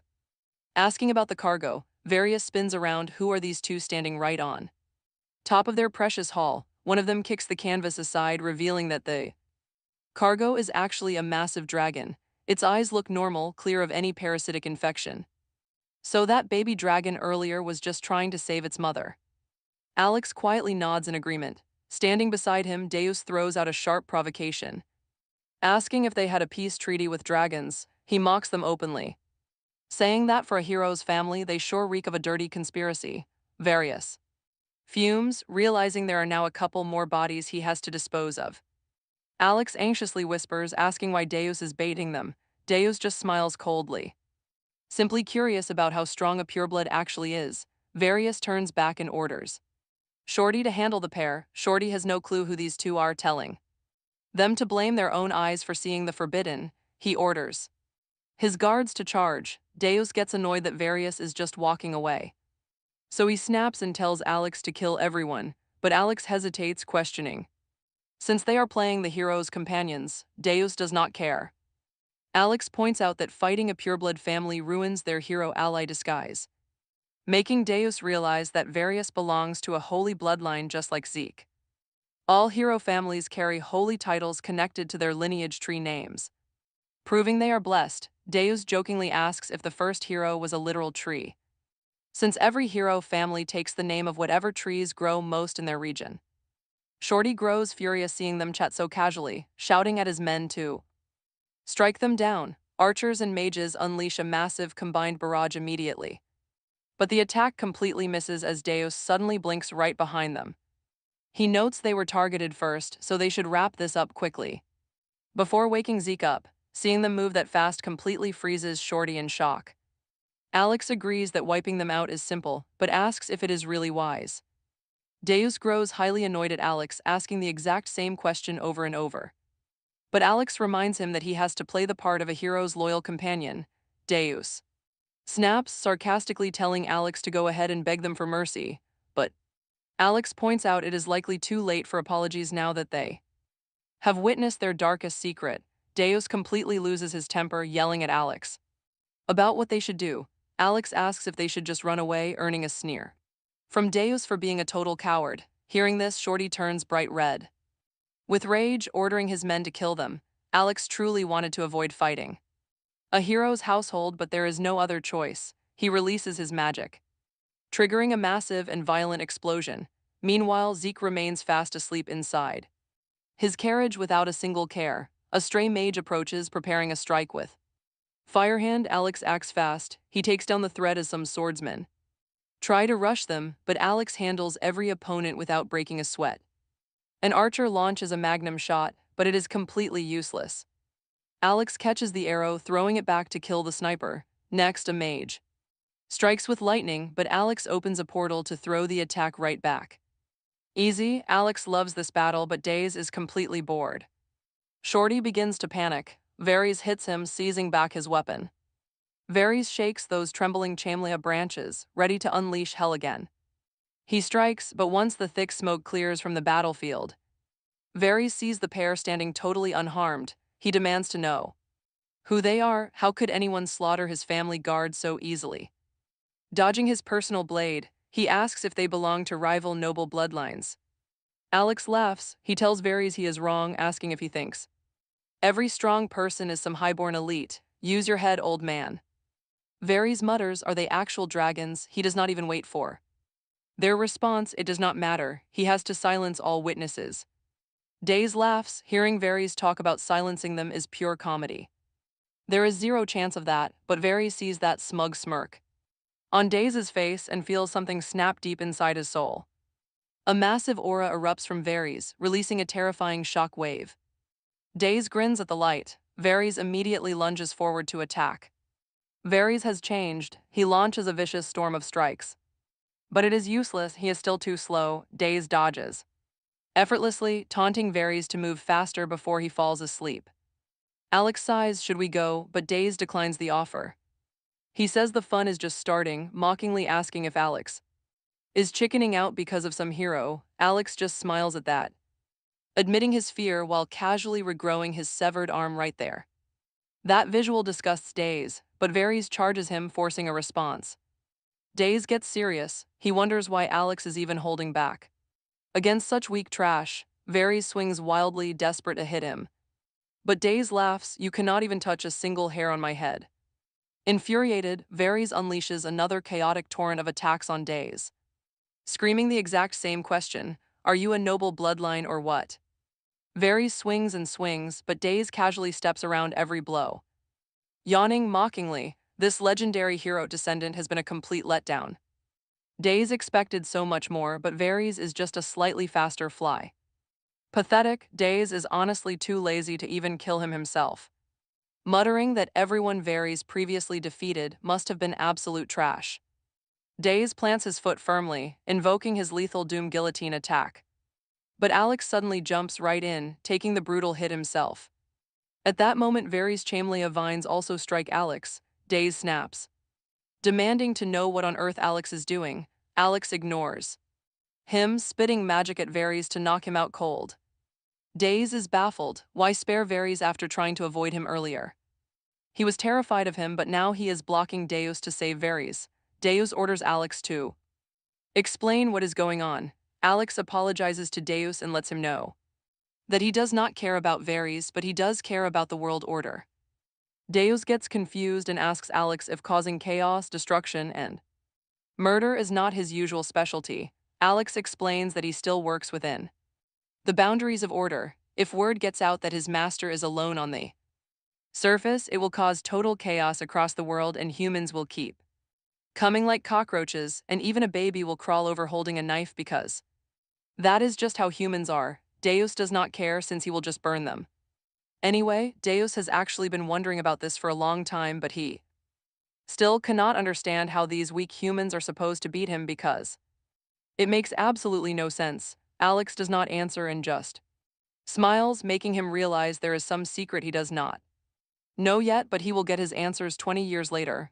Alex admits that is the truth. Deus asks Alex if he will keep quiet even if he asks, all for the sake of world order, and Alex admits that it is true and suggests heading back. Deus laughs, asking what would happen if he kills Varys, wondering if a god would descend to stop him for breaking the world order that Alex tries so hard to protect. Alex admits he is not sure about that himself, but he warns Deus that his dream of joining the heroes' party and living the life of the top 2% would be completely shattered, as he would find himself forced to fight against all the world's heroes and then in the end destroy it. Instead of quitting his job as Demon King, he would become the most perfect Demon King in history. Alex jokes that striking the humans before the final hero can rise up is actually a brilliant idea, which takes Deus by surprise.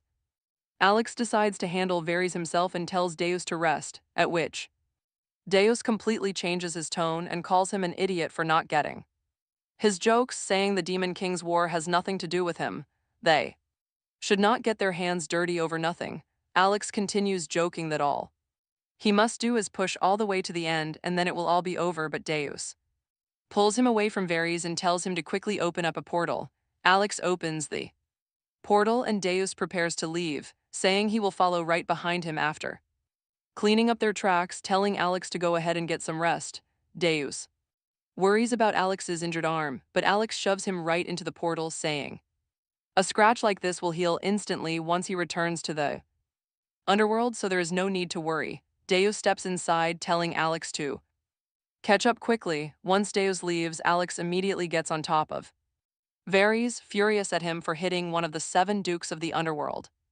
With holy light, promising to end the lives of his offspring with his own hands 20 years from now. Later, Deus stands next to Zeke, watching him sleep so peacefully and thinking the boy must have really exhausted himself.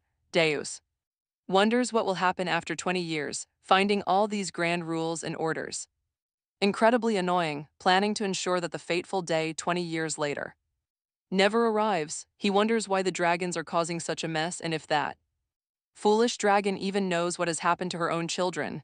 Right then, a dragon suddenly floats up behind him, asking if he was talking about her. Daze doesn't deny it, he absolutely was. Then he asks if she's been watching him this whole time. It turns out she planted a feather on him. In response, Daze offers to act as her witness. If she wants to file a formal complaint, he'll back her up, but she just scoffs. She mocks him instantly. No human is ever going to believe that the literal Demon King stepped in to stop a rogue hero from breaking a treaty by hunting dragons. Daze points out that assuming all demons are pure evil is just narrow-minded bias. But she counters, can he really say that when his kind surfaces every 100 years? To cause total chaos, Daze starts to wonder why his kind even bothers leaving the underworld. Just stay down there, she laughs in his face, calling it a stupid question. He fires back, he mocks her for standing by while her own children are slaughtered by humans. Left to die, their bodies treated like cheap crafting materials. It's messed up, honestly. And this is definitely not the first time a dragon has been hunted down. Humans slaughter them for weapons and treasures. Even the tiny, innocent hatchlings get targeted. Slain while trying to protect their mothers. It completely violates the treaty. Hearing this, she looks at Daze. She asks if he will take revenge for her, to punish the filthy humans who keep killing her family, but Daze asks why he should. Why can't she just get revenge herself? She sighs, explaining the real catch. She simply cannot. Once they leave their sacred territory, everything changes. Once they enter the human world, they are completely fair game. Exactly like that brutal 100-year war where nobody is ever held responsible for the slaughter. Those are simply the laws of this world, so no matter how many hatchlings she loses, if it happens on human soil, she is absolutely powerless to stop it. This talk of rules pushes Daze over the edge. He demands to know who made them. Who came up with such garbage? She yells that the enforcers are the ones responsible. Suddenly, a crushing, violent pressure slams into him, making his nose bleed instantly. These rules are the absolute chains of their reality. Still, Daze is purely furious. Daze is utterly sick of endless rules and invisible enforcers dictating how everyone lives. He tells them to rule the world themselves instead of expecting blind, mindless obedience.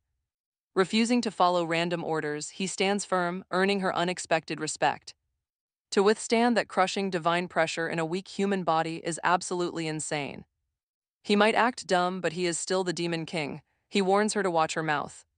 She just smirks, asking why on earth he would ever give up that title. The dragon admits she is absolutely thrilled. He is the first to actually step down. In over 666 centuries, no one has given the enforcers a worse headache. He completely broke their system. Daze asks why she seems so incredibly happy about this. Does she secretly want to break the rules too? She gets flustered, quickly denying it. She claims she's just curious because something this massive has never happened before. Warning him to be extremely careful around those enforcers, she stresses his safety. He might be fine today, but in 20 years they will definitely come for him. But Daze isn't scared, not of their enforcers and definitely not of their tricks. He'll face them head-on anytime, anywhere. She asks him one more time. What is the real reason he abandoned his throne and shattered their ancient cycle? A cycle that lasted over 665 centuries. Daze sighs, admitting it's nothing grand. It's actually a pretty simple, ordinary reason, and right as he's about to explain, Alex steps out of his portal, telling Dees that he is taking care of things. Alex pops in after finishing his duties, absolutely shocked to see Days with Lady Golden Law. She immediately snaps at him for showing up at the worst possible moment, while he just asks if she has been well, but Days cuts him off to demand the portal. Golden Law refuses to let Days leave, demanding a clear answer to her previous question. But Days is not in the mood to drag this out with more talking. He tells her to scram so he can sleep, saying they can talk later. Golden Law insists that even if he avoids revenge, he must expose the corrupt heroes. She is incredibly angry that so many of her precious dragon children are being targeted. Even if this is the human world, pushing things this far openly breaches their treaty. Because of this, she fears that dangerous extremist factions might be behind the plot. Day sighs, noting that since this case is messy, he wants triple the payment. This blatant greed of his naturally makes her blood boil with absolute rage. Days just yawns, casually suggesting her children are old enough to handle themselves anyway. Extremely frustrated by his attitude, she finally gives in and agrees to pay up. She places a special magical seal on Days to hide his dark demonic aura. Without it, both the hero beside him and the Bloods would react to him. Now he can avoid unwanted trouble. Days tells her to scram and looks at Alex. He orders his companion to open the portal and get them out of here. She is left wondering if she made the right choice. Later, they reach the family. They are stunned by the sheer wealth of the prestigious 60,000-year hero lineage. Days bluntly asks Alex why Zeke is so pathetic, which immediately makes the boy sad. Alex whispers to save this discussion for later, fearing the kid might actually start rebelling. Alex explains that once a hero family gains fame, many wealthy nobles become sponsors. Sponsoring a hero lets them pretend they are fighting for the peace of the world. On top of that, illegal dragon poaching serves as an incredible source of black money. This makes it an open secret that everyone deliberately keeps quiet about. This even includes the dragons themselves, because humanity is at war with demons. The dragons must help the humans, knowing that if humanity falls, they are next. After all, valuable dragon body parts are highly sought after even among the demons. This makes dragon hunting a highly profitable business for anyone strong enough to try. Days looks at Zeke, asking if his own noble family hunts down dragons too. Zeke explains you must be at least a G-class warrior to get near nests. Days agrees, noting that if someone like Zeke could do it, anyone could. Hearing this harsh truth instantly crushes whatever little pride the poor kid had left. Alex sighs and asks why they even came, to which Days mentions a side job. He plans to run a secret undercover operation to investigate these illegal dragon poachers. He eagerly steps forward, but Alex quickly pulls him right back. Alex warns that their true identities were already exposed during yesterday's massive chaos. He suggests a simple disguise, which leads to Days and Alex swapping clothes. Alex stares at his outfit, seriously wondering if he should just quit this job. As they prepare to go in, Zeke stops Days and begs him to act. Days casually agrees to play along, which instantly makes the young boy happy. Days immediately shouts out, introducing himself as the candidate for the last hero. He demands they open up, even though his first instinct was to smash it. He originally planned to smash the gate, but ended up just using his hand. He asks Zeke if he did well. Inside, the sheer luxury completely blows them away. It is incredibly fancy. Zeke freezes, he spots a painting. He instantly recognizes the legendary hero of the 52nd generation who fought to the end. This man battled the Demon King to the death for 13 brutal days and won. This is Hassan Holy Stoa VII. Zeke is stunned, totally awestruck. He actually feels too embarrassed to call himself a hero, but Dees steps in. Relax, Dees tells him, all heroes are equal here, no need to worry. A relative of Hassan suddenly appears behind them, fully agreeing with that bold statement. All heroes are indeed equal, still their actual skill levels are vastly different. The holy blood of the first is only given to those who can bear it. Only the gods know who is truly fit. He smiles, he welcomes them inside. He introduces himself as Solace, a retired hero of the third generation. He represents this century. Now he quietly manages this massive, legendary estate. Dees expected someone else. He is quite surprised to see the man's father. By ancient law, the final hero must be born from the fifth generation of this century. They will receive the unique title of Zero, chosen from the fourth-generation children. That means either Zeke or Varys will eventually raise the next absolute savior. Zeke quickly stands up to greet Saulus and introduces Dees and Alex. But Saulus already knows, he smiles, he knows everything about them. He was late because he had to verify their status with the department. It seems Zeke has finally managed to pull together some actual companions. The last report said Zeke had completely dropped out of the running. Zeke expects that reaction but firmly assures him he is still in. Saulus just chuckles, he thinks some rich merchant bought his way onto the team. Taking advantage of a fallen family is a classic trick, an old one. He demands to know their business. Dees explains they are chasing a rumor.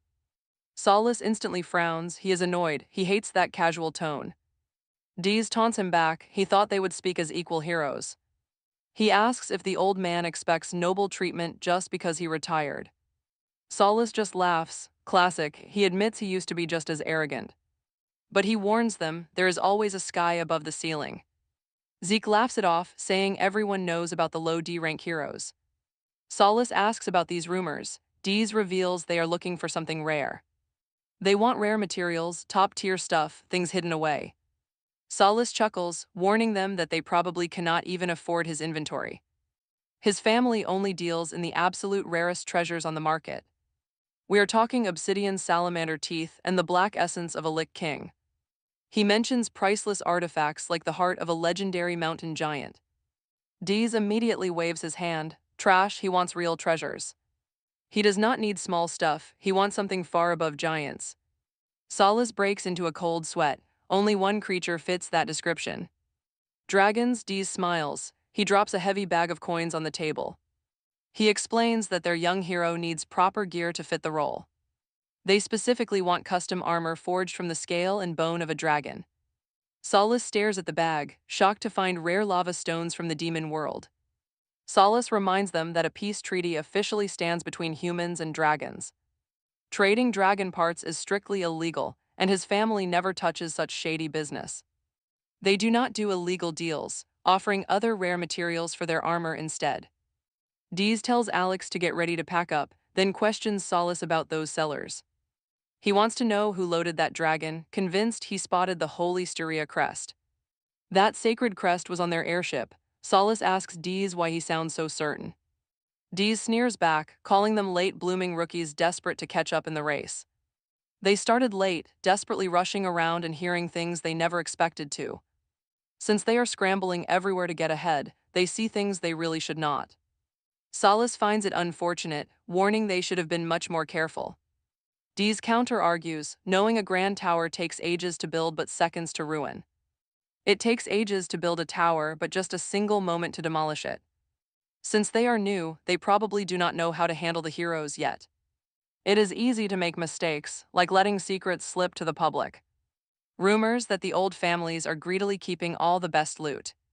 So maybe they should be fed a little bribe to shut them up. The room turns icy as Zeke desperately tries to calm things down but utterly fails. Saulus shifts the subject, asking if they have heard about a mysterious masked hero. This champion has been slaying dragons. Dees demands to know his point. Saulus points out that the Doom's Lagoon Zeke carries is made from dragon materials. Specifically, scales from the blue and dark stone dragons the masked hero defeated. Dees is shocked that Saulus even knows about the Doom's Lagoon. Saulus confidently claims he knows every single item ranked above the rare tier. Just looking at the luster, he recognizes a special S-rank Doom's Lagoon shield. It was crafted with those exact rare dragon scales, a masterpiece hidden from records. Since this weapon is not on the world treasure list, it was made secretly. Alex starts sweating, realizing Saulus is an extremely dangerous person to deal with. Saulus addresses him directly, seeing he is the true leader of this party. He tells him to deliver a stark warning directly to that masked warrior. His dragon-slaying antics are severely hurting the profits of some very powerful people. Several high-ranking figures from the major clans are now planning a joint strike. They will eliminate the hero and put an end to anyone supporting him. This warning sends Zeke into a panic. Saulus keeps laying on the pressure. Legendary items like the Doom's Lagoon do not belong to low-tier families. The total number of legendary artifacts must be kept under strict control. Solace stands up, casually dismissing the rumors about his family doing illegal trades.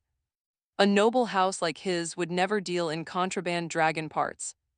But if they want those low-tier materials, they are welcome to buy them. He tells them to return whenever they like, but he is busy today.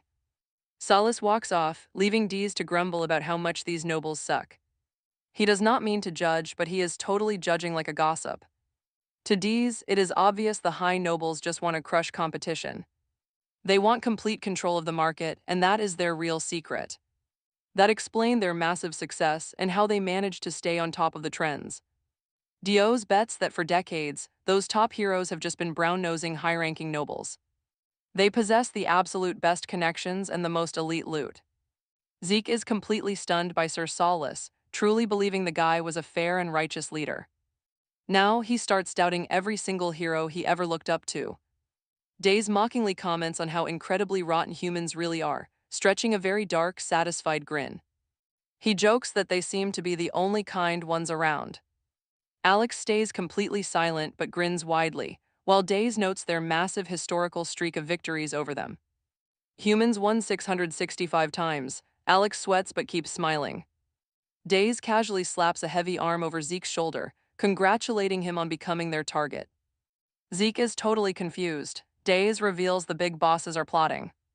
They want the head of that fabled masked hero, sending Zeke into absolute raw panic.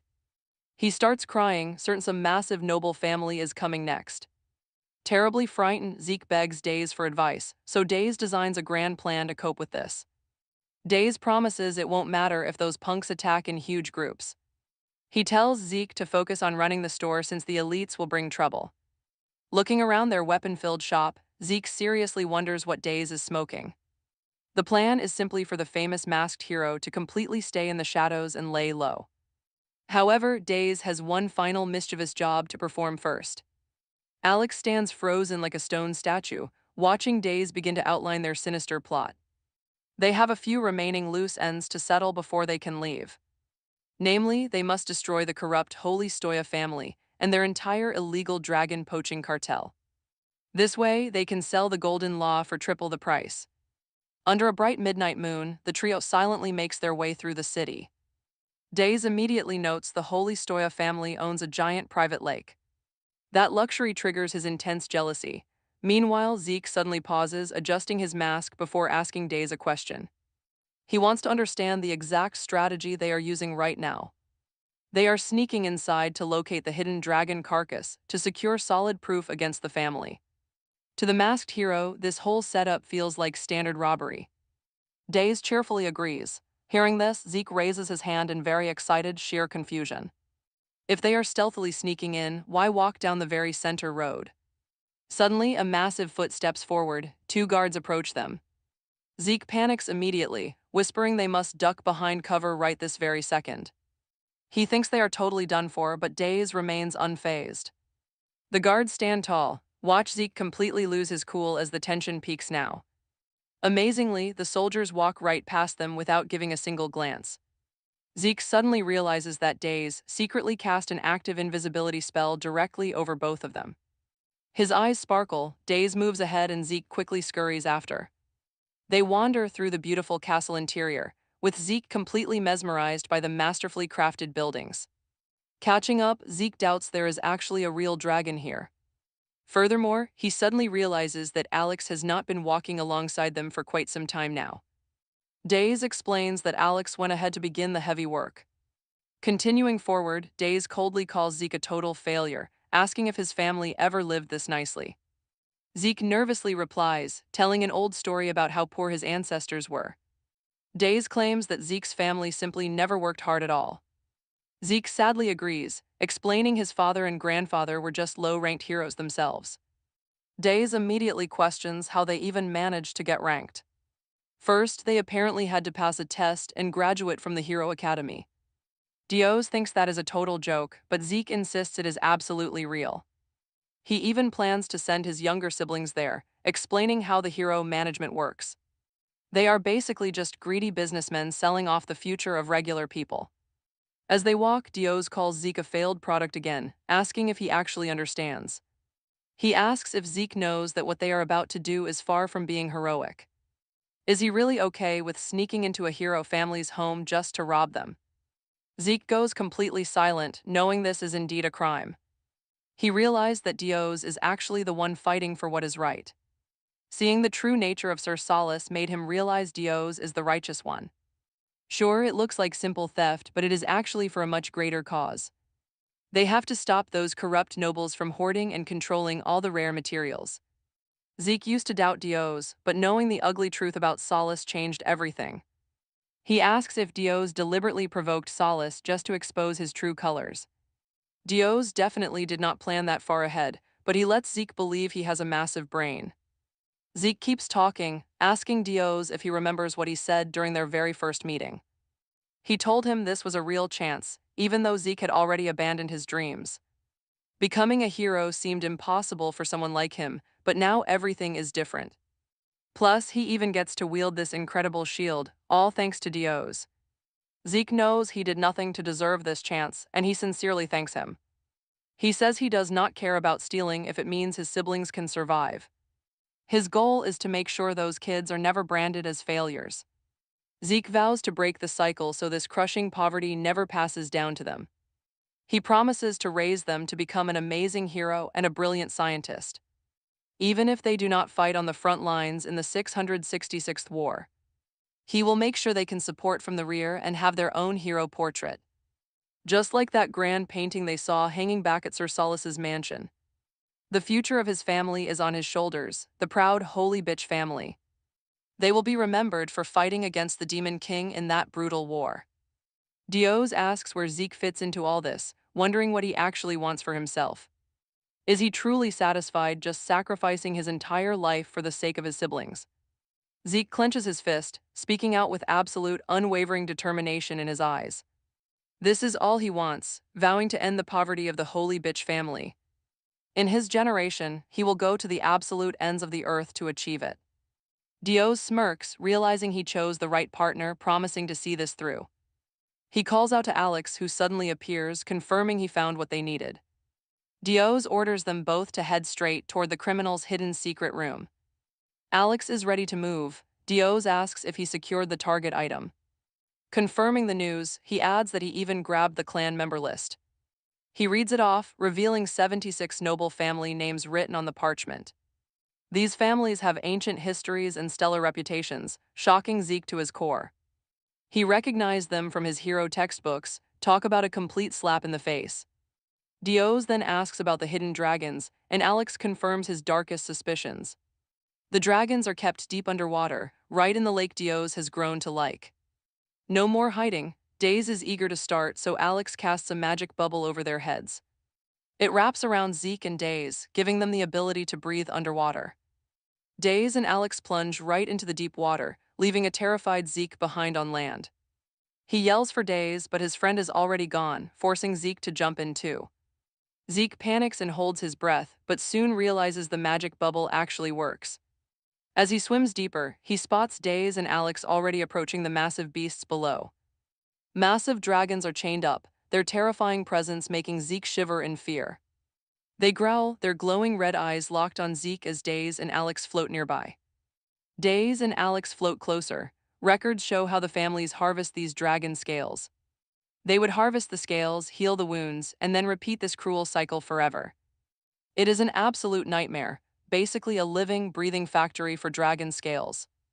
The oldest dragon has been trapped in this miserable cycle for over 230 years. Completely exhausted and broken, the sight leaves Zeke wondering how this could even happen. Daze questions if the hardliners knew of this horror, and Alex suggests a tragic explanation. Since their god remained completely silent, they likely took matters into their own hands. This tragic situation explains why they are using weird parasites to battle humans right now. Instead of focusing on the demon race, they chose this path. Daze just smirks.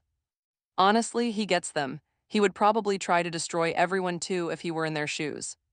Alex falls silent, then suggests they quickly grab a scale and leave. Alex strikes out with his sharp nails, digging directly under the scale to pry it loose. After grabbing the prize, the three of them turn to swim back up. But Daze hesitates, lingering near the chained beast because something feels deeply wrong to him. Alex calls out to ask why he stopped, but Days already has an answer. This whole setup makes him sick, so Days starts shattering the iron chains with his legs. Wait, is he actually doing this? He is freeing them. Days powers up his attack. He fires a massive energy beam, blasting through every single chain holding them. The guys watch in absolute shock as the rogue hero liberates these ancient, massive creatures. They screech and shake off the rest of the metal, and Alex finally understands. Instantly, the free beasts rush up to the surface and launch themselves high into the sky. Terrified soldiers look up as the massive creatures perch on top of the castle buildings. The guards completely lose their minds, and suddenly one dragon breathes a torrent of fire. It unleashes a devastating blaze, burning the castle walls, while another prepares an attack. The second beast fires a massive purple energy beam, completely tearing the grand fortress apart. As total chaos unfolds, Days, Zeke, and Alex finally make it back to dry land. Alex completely snaps, demanding to know why Days would ever make such a reckless move. He explains he just got pissed off when that idiot Solace popped into his head. Alex reminds him that the plan was only to grab one single scale and leave quietly. Days snaps back, saying he did not actually hurt them, so it does not matter. But Alex keeps arguing, and the two of them just keep screaming at each other. While they bicker, Zeke watches the fiery disaster unfold, feeling completely helpless. Days promised they would be stealthy, but now every single person in the kingdom knows. Alex demands to know his logic, but Days just suggests wiping out everyone here instead. That is completely insane since they are supposed to be undercover. Suddenly, someone watches them. A furious golden-haired man glares down at the trio, completely losing his mind with rage. Gritting his teeth, he fumes over the destruction, wondering who these intruders actually are. He stares in disbelief at Days' stark white hair as another warrior leaps up. Brandishing a massive weapon, another furious royal steps up right beside him. His eyes crackle with blue energy, demanding to know who dared lay a hand on the holy Stoya family. That is when he spots Zeke, recognizing him as the legendary masked hero, and begins to scream. He hurls bitter curses at them, but Days just shrugs with a cocky grin. He warns them not to try him again, unless they want a one-way ticket straight to heaven. They stand stunned by his arrogance. Solace had actually been waiting for this hero. Zeke panics, screaming at them to spare his life as the two warriors prepare to leap. They dive forward, swinging their deadly weapons in a desperate bid to slice them up. A massive dragon swoops down with open jaws, instantly snapping up both royals in a flash. It vanishes back into the clouds, leaving Days to quickly declare that he did not touch them. Alex urges everyone to run while the chaos is still peaking. They slip right through the center of the castle, while terrified citizens flee the rampaging dragons. With the dragon eliminating the only witnesses to their presence, the trio gets off completely clean. The majestic castle city is reduced to nothing but burning rubble and lifeless bodies. Years later, the history books would claim the Holy Stoya family fell to a mysterious, unknown tragedy. By the very next morning, the survivors had managed to flee far away. Following Days' practical advice, Zeke decides to focus entirely on running his business. He wakes up early and unlocks the doors, and wow, the crowd outside is already massive. Feeling incredibly lucky, he welcomes the eager crowd inside with a bright, professional smile. He proudly invites them all into the legendary Devil's Weapon shop. People immediately swarm the counters, shouting out prices and eagerly snapping up gear. Zeke happily manages the rush, trading lethal weapons for piles of shining gold coins. As the chaotic noise fills the store, Alex decides to jump right in and help. He smoothly charms the female customers, easily convincing them to buy even more expensive gear. Days quietly observes the booming business, though part of him wishes things were slightly more exciting. Shouting over the noisy crowd, Days tells Zeke he is heading upstairs to take a nap. He retreats to his luxurious private room located on the second floor of the shop. He collapses happily onto his comfortable bed, muttering to himself about how much he loves sleep. Honestly, resting is far better than chasing money. Soon he drifts off, hearing a strange voice. It calls out his name so softly that he initially mistakes it for his own mother. He snaps his eyes open to find Golden Law standing right beside him. Looking spectral and majestic, she mockingly scolds him for sleeping so carelessly all day.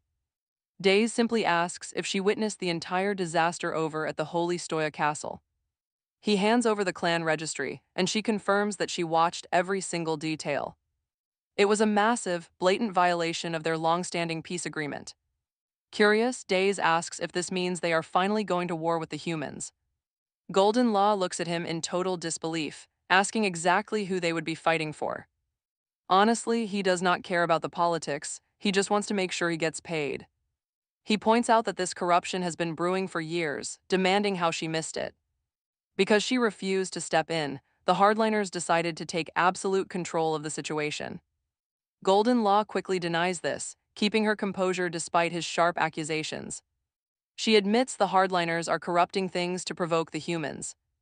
But she firmly states that underhanded schemes are absolutely not the way of the dragons. He sneers at that, but she reminds him that they hold their pride above everything else.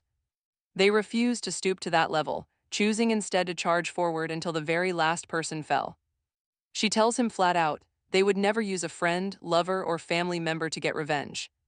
Golden Law goes completely silent, something here is not adding up, especially the mycelium part. It is too weird. There is no way the dragons would create such bizarre and creepy, curse-like things. She honestly wonders who put such a filthy weapon into their hands.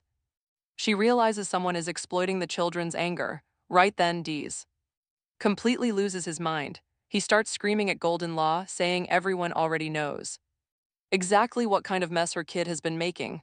To him, it does not even matter who gave what to whom. She just needs to accept reality. The hardliners are the ones causing all the trouble. End of story. Golden Law just stares blankly as he tweaks out. Dees tells her to beat them up and end it. He starts to throw a tantrum, whining that he is going back into his egg. Dees is just exhausted by all the overly complicated details. These people never let anything go. He even asks if they have some obsession with making things difficult. Dees asks her why they cannot just live peacefully for once. Make a few concessions and let it go. Golden Law actually chuckles at his words.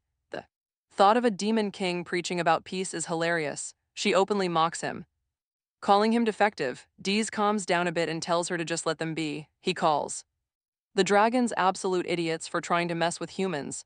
Dees thinks the dragons should gather and wipe out the humans. They would win quickly anyway, but Golden Law cuts him off immediately. She tells Dees they cannot win because the humans possess that thing, the life fluid. Dees asks her if they have all been collectively gaslit. He asks why she and Alex throw such a massive fit whenever the life fluid is even mentioned.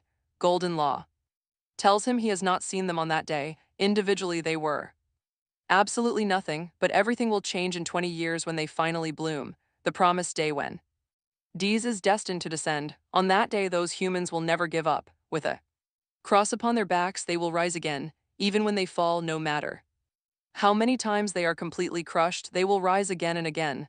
Just when he believes he has finally finished them off, another life fluid will awaken and start it all over. They are like moths throwing themselves into the fire called the Demon King. Endlessly they will just keep on coming.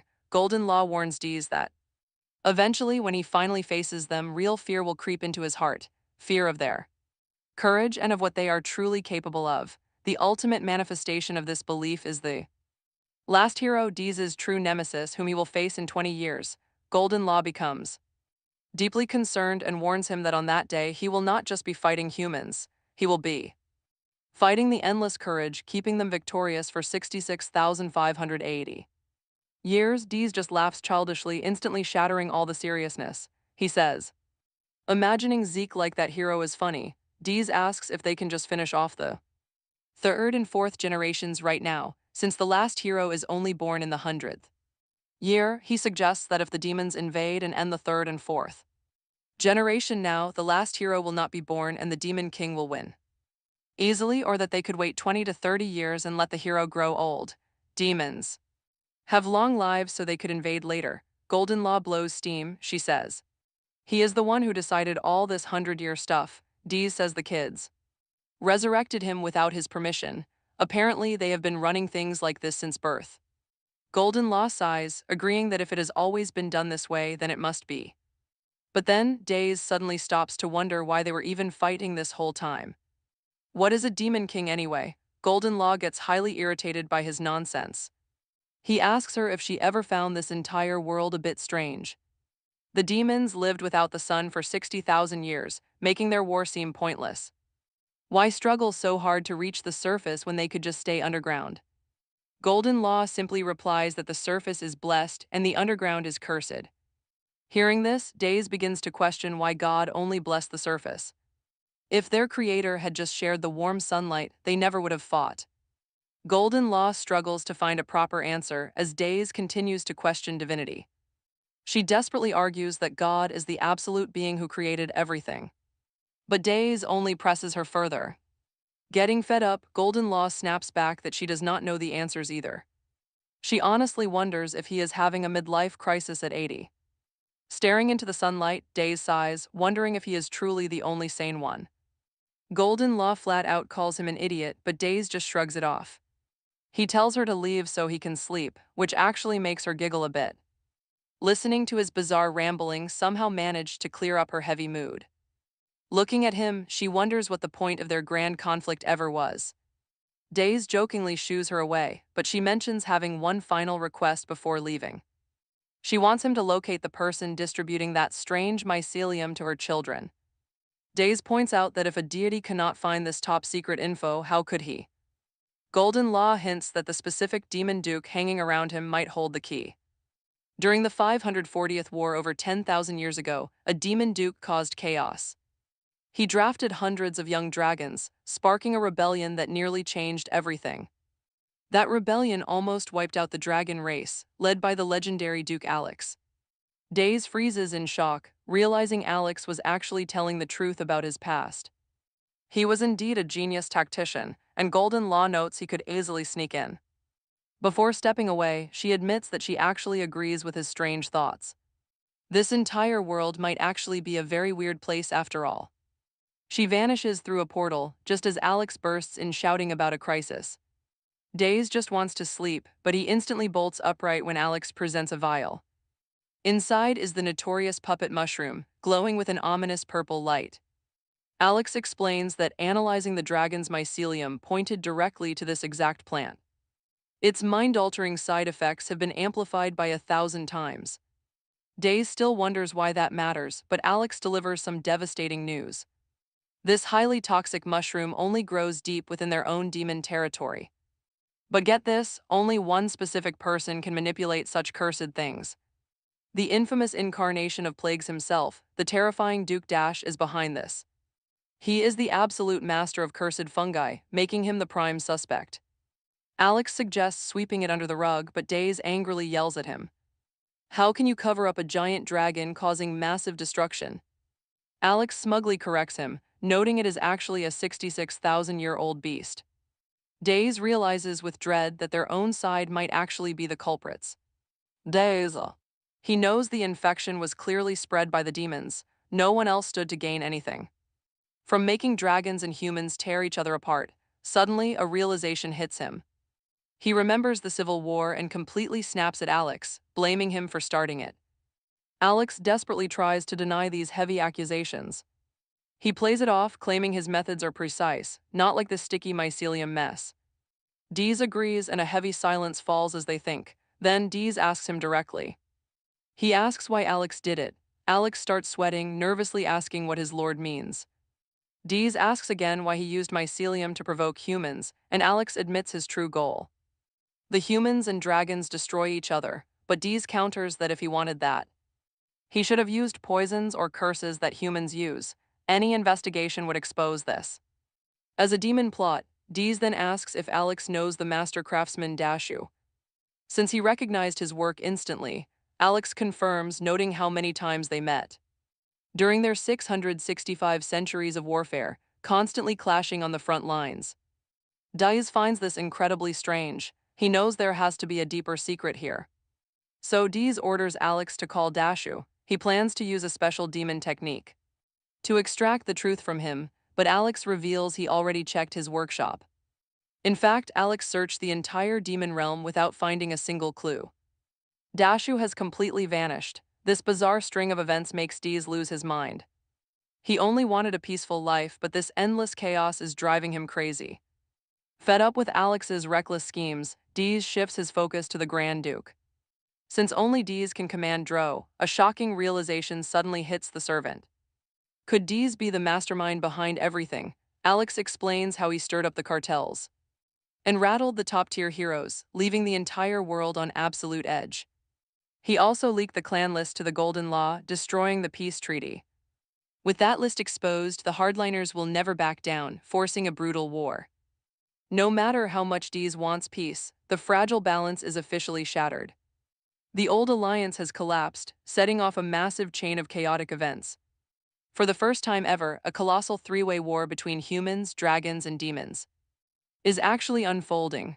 Alex sinks to the floor, completely paralyzed by the scale of it. The scheme is staggering. Alex frantically tries to tell himself they are safe. Even if they are caught, no one can prove the demon lord planned it. In fact, Alex believes history might even remember them as legendary peacemakers. For stopping the war, now his wild theories start spiraling out of control. He claims Dees must have planned every single detail before he stepped down. Why else would he abdicate the throne? This sends Alex spiraling into a deep memory. He remembers Dees staring at butterflies on the surface with a strange look. No previous ruler would ever pay attention to something so small.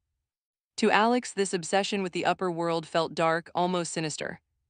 Dees wanted the surface more than anyone, yet he would always shrug it off, claiming his retirement was nothing special, but Alex just kept fabricating his own complex delusions. Suddenly, Alex drops to his knees before Dees. He begs for mercy, completely convinced he now understands his master's brilliant, grand design. Meanwhile, Dees is completely baffled by whatever nonsense Alex is rambling about now. Alex praises him as a hidden genius, calling himself absolute trash in comparison. Dees can only stare in utter confusion, wondering what crazy drugs this guy took. Alex was talking complete nonsense, but he completely submits to Dees, begging to be trusted. He promises to risk his life to cover everything up. Truth is, Dees has no idea what Alex is even talking about, but he just plays along anyway. Dees mocks his guest and feeds into his delusions. He is just playing with Alex to exploit him. Dees coldly orders him to fix the mess and pay for his sins. Alex happily jumps at the chance and runs off. But wait, before he can leave, Dees stops him to ask if the gods actually exist. Alex nods nervously. Dees scoffs at how people always obsess over rules and laws, yet they do not care if a demon king walks away. Alex warns him not to doubt the gods because he has seen them himself. Dees freezes, his eyes widening. He asks what they actually looked like, sending Alex scrambling for a quick answer. He admits he only got a brief glimpse from afar. Dees yells at him for making him nervous. He heads back to bed while Alex retreats through a portal. Dees needs to analyze this mess. Now he has to sort out the facts. The first possibility points to the hardliners. They might have joined hands with Roshu to provoke a war with humans. Meanwhile, the Golden Law wants peace, and somehow Dees' forces ended up on Yalgam's side. But if so, the Golden Law will think Roshu is just using the demons. That makes them the primary target. Dees slowly comes to a dark conclusion. Someone is exploiting the rage of the dragons. Now for the second theory. The humans might have stolen Roshu's mycelium to orchestrate an attack on themselves. That would give them a perfect excuse to hunt down the dragons. The dragons would end up as scapegoats, and the peace treaty would instantly shatter. The angry hardliners would push for war. Dees keeps calculating. Finally, the third theory. What if this is all the Golden Law's own conspiracy? She claims she is hiding her human identity to keep others from being too cautious about magic. In other words, Yalgam is nowhere to be found if he ignores her. It is just a demon king and his duke invading the surface to launch attacks. They would be striking both humans and dragons. Dees realizes his own position here. He is being set up as the perfect villain. Only 20 years remain until the reincarnation, and the fragile alliance of hardliners and humans is already breaking. Right now, blaming the demons is the best way to suppress their own civil war. Creating a common external enemy is a brilliant way to unite their forces. But if Dees plays his cards right, he might just seize total control. If he is going to make a move, he should just wipe them all out. After all, the Demon King must be the final victor. Meanwhile, at the weapons shop, a woman in knight's armor greets Zeke. This is Alexia, and she immediately catches Dees' eye.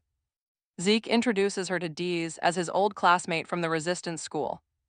On top of that, she happens to come from an elite, A-ranked family. Alexia is visibly shocked to hear Zeke call this stranger his lord. Dees recalls his butler's words about the two main families here, one A-ranked and the other G-ranked. The F-ranked family met a sad fate, much like your failing love life. They are completely ruined now. Meanwhile, Alexia looks around the luxurious room. Realizing that Zeke's new sponsor is absolutely loaded, she turns to Dees and demands to know why he is staring at her so intently. She asks if this is his first time seeing a real A-ranked hero. Dees pulls no punches, asking why exactly she was missing in action when the dragon first attacked. That touchy subject. She has some nerve, looks like she wants to finish off the former demon. King Days, she boasts her family fought as G-rank in the war. The 655th war, she calls Days a total fool. Clueless, she claims that dealing with dragons belongs strictly to D-ranked heroes. Everyone has their role, still Zeke tries to calm the situation. Why is she even here? She heard the castle holds legendary, valuable artifacts. So she explored, instead she found Zeke. Talk about a surprise. Honestly, she wanted to see the loser who chose another girl. A failure like Zeke over a total beauty, then she slanders Days. All she sees is a clueless rich kid who knows absolutely nothing of history. He is not bowing down. As she walks away, Zeke panics. Stop, he must prevent an absolute war with his old classmate. Zeke claims he got lucky. If Days met her, he would choose her. But Days only aggravates her further, telling her she needs to show respect. She must show some respect first before she can even dream of a sponsorship. Obviously, no one supports an elite family that ignores a direct dragon attack. Especially when a dragon strikes, Days straight up tells her to get lost. She has absolutely nothing amazing to show. A rank or F rank, they are pests. Just annoying mosquitoes to the Demon King. Alexia is totally triggered. Furious, she promises to show him the massive gap in their rank. Calling herself lucky to escape such a pathetic sponsor, she rage quits. Go away, Days tells her to never bother coming back to his shop. If she has no plans to buy anything, she can stop loitering. Before stomping off, she demands Zeke get a blood aptitude test done. He has no real ranking yet. Hearing this, Days immediately jumps. A perfect opportunity. He only knew Zeke as an F-rank loser meant for chores. But if the test shows potential, this guy could be highly useful. Zeke admits it is expensive. Still, he wants to try his luck. He must try, however, Days sulks upon realizing even a blood test costs money. Welcome to capitalism, Demon King. Zeke explains that only basic classes are free. Alexia explains that keeping up with modern hero trends is incredibly tough. Private tutoring, proper academies, that is where all the focus goes now. But she quickly adds that this private schooling is just a massive excuse. Real geniuses do not need special treatment to prove they are superior. These elites are called first-class heroes, a tier far exceeding normal A rank. If everyone had equal opportunities in heroics, the true elites would suffer. Because of this, elites handle major matters while commoners simply give up. Hearing this, Days comments that hero ranks just depend on family wealth. Especially since even a simple, basic blood test requires a hefty fee. Alexia counters, claiming there is no way a hero cannot make money. What about the failures? Days asks what happens to those left behind. But that never happens. The generous department always looks after its heroes. Days asks why Zeke was never supported by this supposedly generous association. He is a registered hero after all, but Alexia knows the truth. Zeke simply does not try. He could easily use his siblings for cash. Just to afford Hero Academy, and if his siblings all want to become heroes then they can all just graduate as bottom-tier losers, but Days spots a loophole. If all these siblings avoid failing, the next generation remains totally broke. They will still be struggling. Days realizes this solves absolutely nothing. Alexia stands her ground. True talent always exposes itself in the end. It is not something you can easily hide. Days asks how old they are. Turns out they are 17 and 18. He sulks over how terrible life is for kids. He tells the guy to close up shop. They are getting Zeke that stupid blood test. Days summons Alex. He pops out of nowhere, completely terrifying the two heroes. The group arrives at the heroes' department. He tells the receptionist why they are here. They need to confirm their blood rank and register as official heroes. She tells him to grab a ticket and wait, but Days tries to bypass the whole system. He acts tough, trying to skip the line. She points to a sign. It clearly tells customers to calm down and avoid playing any power politics here. Days hates this obvious middle finger from the office, but his companions hold him back. Now get this, grudgingly, they sit down to wait. Soon, a massive man approaches the desk. The receptionist instantly brightens up and welcomes this newcomer with open arms. Days demands to know why this guy gets a free pass. Zeke explains everything. That is Malkant, the strongest warrior in Jorix, who is not even a registered hero. Yet his strength is almost G-rank level. Days wonders why Zeke mentioned A-rank earlier. Zeke clarifies that by bloodline, even a girl like Alexia counts as an A-rank. She will officially receive that title once she graduates from the academy. She might even surpass her father, despite looking like a totally spoiled brat right now. Finally, the receptionist calls them in. Inside, an evaluator flips through Zeke's file. Every single stat points to him being a low F rank, which Zeke accepts happily. But Days refuses to let this stamp of shame ruin his chosen warrior. He demands to know why they did not run a real blood test first. Why judge Zeke solely on his family name? The tester explains his reasoning.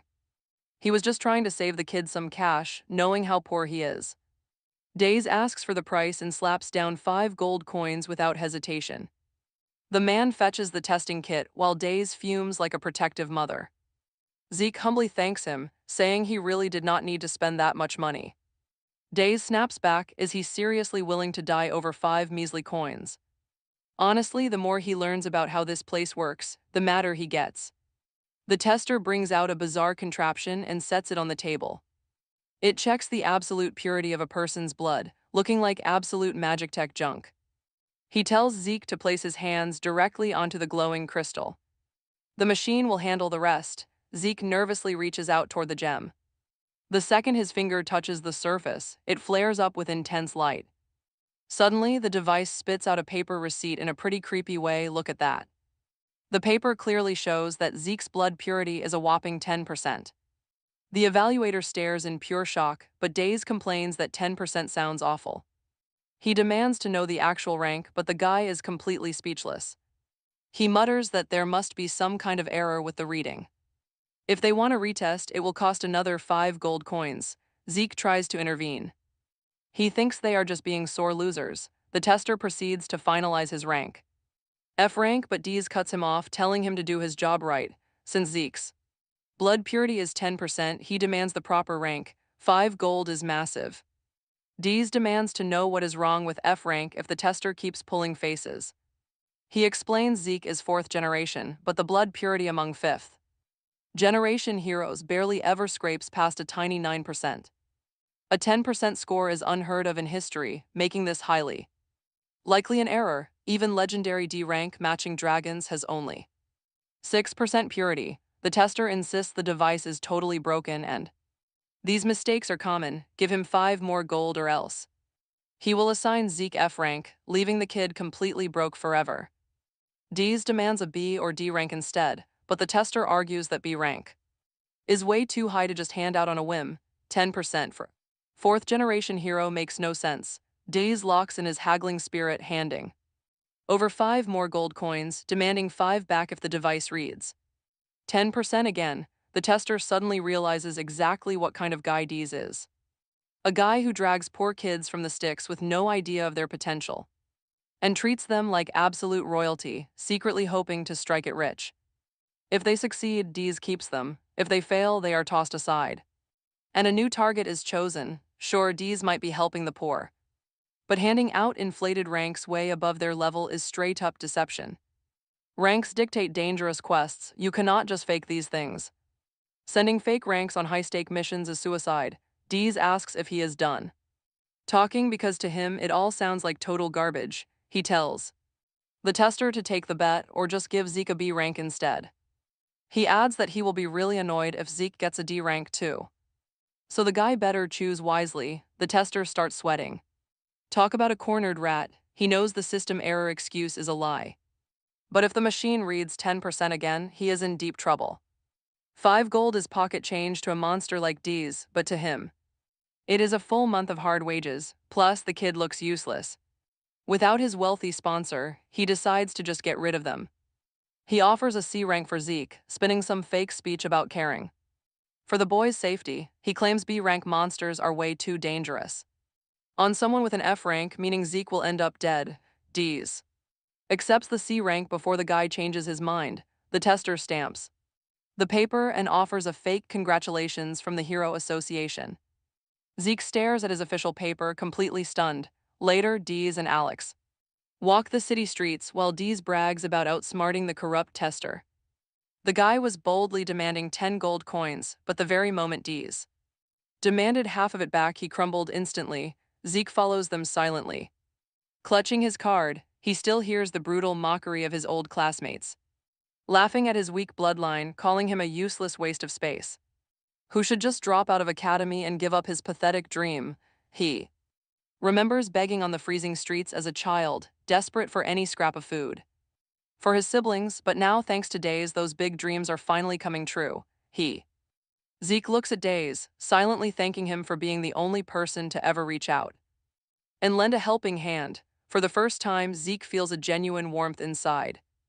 Touched by the kindness of a stranger, Zeke decides right then and there he will devote his entire life to Days. This meeting was no mere coincidence. To Zeke, Days is a godsend angel. Protecting him is now his ultimate purpose. A month later, a massive bolt of lightning strikes from above. Zeke stares at the blast in pure awe, wondering if the end has finally arrived. With his attacks doing absolutely nothing, his gaze shifts to a towering red monster. The Red Phoenix, one of the 4 legendary divine guardians, looms large. Is it here to burn everything down, now that the Demon King has retired? Back in the present, the 3 of them scan the crowded quest board. Zeke wonders why they are even here, but Days tells him it is mandatory. As an official hero, Zeke needs to start taking on official guild missions. Nearby, a cocky adventurer brags about securing a lucrative rank quest. He is hunting a lich and its followers in the southeastern Dane cemetery. Days knows liches are lethal, but he ignores the fool and focuses on the board. He needs a safer C-rank mission suitable for their group's current standing. They search until a specific request from the Bureau catches their attention. The task is to defeat a merman terrorizing a coastal village. Days asks what it is. Alex explains they are half human, half fish beasts, standing over 2 meters tall. They usually raid the shores during cloudy days to loot vulnerable fishing communities. Hearing this, Days grabs the poster, eager to put an end to their thievery. Soon after, the trio makes their way to the targeted coastal village. Except Days showed up dressed for a relaxing swim, completely misjudging the situation. You can already guess how that went. They arrive to find the entire shore ablaze. Alex dryly notes the destruction as desperate villagers set their own homes on fire. They are trying to scare the mermen off, knowing the beasts detest extreme heat. A terrified woman running with a torch spots a monster lurking on a rooftop. The creature lunges down with a sharp trident, but a man quickly pulls her away. Saving her life just in time, they both stare up at the bloodthirsty beast. The villagers desperately cry out for any hero to save them from this nightmare. Alex points out that despite being sea creatures, these mermen tolerate fire quite well. In fact, the burning houses will only end up trapping the foolish villagers inside. Days asks how dangerous these monsters actually are, turning to Alex for answers. Alex admits he cannot say for sure without more concrete data on them. Days begins to doubt if this really is just a simple C-rank mission. He asks if Zeke can handle it alone, prompting Alex to suggest they help. But Days flatly refuses, demanding that their official hero fight this battle solo. Zeke is absolutely horrified that he has to face these savage monsters by himself. Days quickly reminds him of his title, stating that neither he nor Alex are heroes. After all, Days is just a merchant, and Alex is merely a butler. Zeke desperately begs for at least some moral support, but Days is unmoved. He reminds Zeke of his own words from their first meeting, calling himself F-rank. But now, that very same weakling has to step up as the leader of this party. He is the one destined to fight when innocent lives are on the line. Even though Alex did all the dirty work in the dark, today is different. Zeke is now an official C-rank hero, so he needs to start acting like it. Right before his eyes, innocent people are dying without any way to defend themselves. What kind of hero would he be if he just stood there and did nothing? Dees pushes him to step up and save these helpless villagers, triggering his guilt. Zeke snaps, calling himself a complete fool and a useless loser for hesitating. He looks at his own hands, cursing his deep-seated insecurities and past failures. He thanks Dees for pulling him out of his shell, claiming his old self died yesterday. He is reborn now as a true C-rank hero, swearing on his very family name. He vows to save these people from the cruel merman, while Dees cheers him on. Dees tells him to go get them, leaving his foolish past self behind in the dust. But the moment Zeke runs off, Dees bursts into a wild, self-satisfied laugh. All he originally wanted was a nice, peaceful swim in the refreshing water. Even though the burning sea ruined his vacation, Zeke is still a brilliant idiot to exploit. Alex watches from behind, literally tearing up at how deviously the Demon King manipulates humans. Truly, this wicked display is exactly what you expect from the Supreme Demon Lord. Down in the burning village, absolute chaos unfolds as the locals flee from the monsters. A young boy trips over the debris, and a panicked woman rushes to help him up. A brave man steps forward to protect them, but a merman hurls a heavy trident. It pins him to the ground as he screams, and the beast advances on the survivors. Just as the creature raises its weapon, Zeke leaps in and blocks the lethal strike. The desperate villagers gasp, "Is this the savior they have been praying for?" Zeke stands tall, introducing himself as the hero sent from the management office. The crowd erupts into wild cheers, immediately thanking the gods for sending them help. But the excitement quickly dies down when an elderly woman asks a crucial question. She wants to know where the rest of his legendary party is hiding. One lone rookie cannot possibly handle these giant, child-eating shark monsters on his own. She begs for an actual adult hero, or maybe a veteran senior wizard instead. An old geezer joins in, demanding to know where his weapon and armor are. Risking their lives for a hero and getting this kid. He looks like a hotel bellboy, making the old man weep at their terrible luck. Zeke's sweat drops, completely embarrassed by how quickly the villagers turned on him. He tries to laugh it off, but the monsters do not wait. The old geezer screams a warning as a massive beast charges right at him. Zeke barely blocks, but the sheer force of the blow sends him flying back. The monsters pursue ruthlessly, forcing the terrified villagers to scatter in all directions. Gritting his teeth, Zeke scrambles up to hold the line and buy them time. No chance to counter, they simply thrash him around like a toy. Tossed like a rag doll, he crashes hard, coughing up a mouthful of blood. No mercy, they attack again and he barely rolls away. A trident narrowly misses his head, giving Zeke a brief opening to strike back. But before he can recover, another beast grabs his leg and slams him down. Zeke refuses to stay down, slamming his heavy shield straight into its face. Breaking free, his eyes flash a brilliant gold as sheer adrenaline takes over. He charges the pack, completely unaware of the threat closing in from behind. Head launching him back, Zeke crashes hard into a house as an impaled villager watches. Meanwhile, up on the hill, Dion and Alex have a front row seat. They literally set up a whole picnic while watching the village burn. Alex points out that maybe Zeke is actually growing into a decent fighter. Dion just quietly doubts that. Suddenly, Zeke bursts right out of the ruins, shouting at the top of his lungs that he is the hero. He faces the surrounding mermen as one slams hard into his shield. The force drags him backward through the mud, but he refuses to give up. A massive fist comes swinging next, but Zeke somehow absorbs the blow. Screaming his hero mantra, he shoves the beast off just as more rush him. They try to ambush him from his blind spot, but Zeke is too fast. He slips left and right to dodge their ruthless, non-stop onslaught. Another monster leaps from behind, forcing him into a desperate roll. He barely avoids the crash, only to get grabbed by a second beast. It locks him in a bear hug, squeezing him like a lemon. Zeke violently jams his shield backward to break the deadly chokehold. As they close in, he leaps high to dodge a bone-shattering ground slam. He parries the next strike and shoves the monster back to buy room. Dropping to one knee, he gasps heavily, this fight is getting exhausting. But at least the mermen are finally down, the villagers watch in awe. They cannot believe he actually did it. Standing there covered in blood, Zeke takes in the sight of the fallen beasts, but get this, here comes the catch. The monsters slowly stand right back up as if they felt absolutely nothing. Even worse, they look twice as furious now, surrounding him once more. Zeke tries to stay focused, telling himself he just needs a little more effort to end this. But the real issue is his stamina. It is dropping dangerously fast. He is about to run completely empty, meanwhile back up on the hill. Dion is just relaxing on a beach chair he summoned from thin air.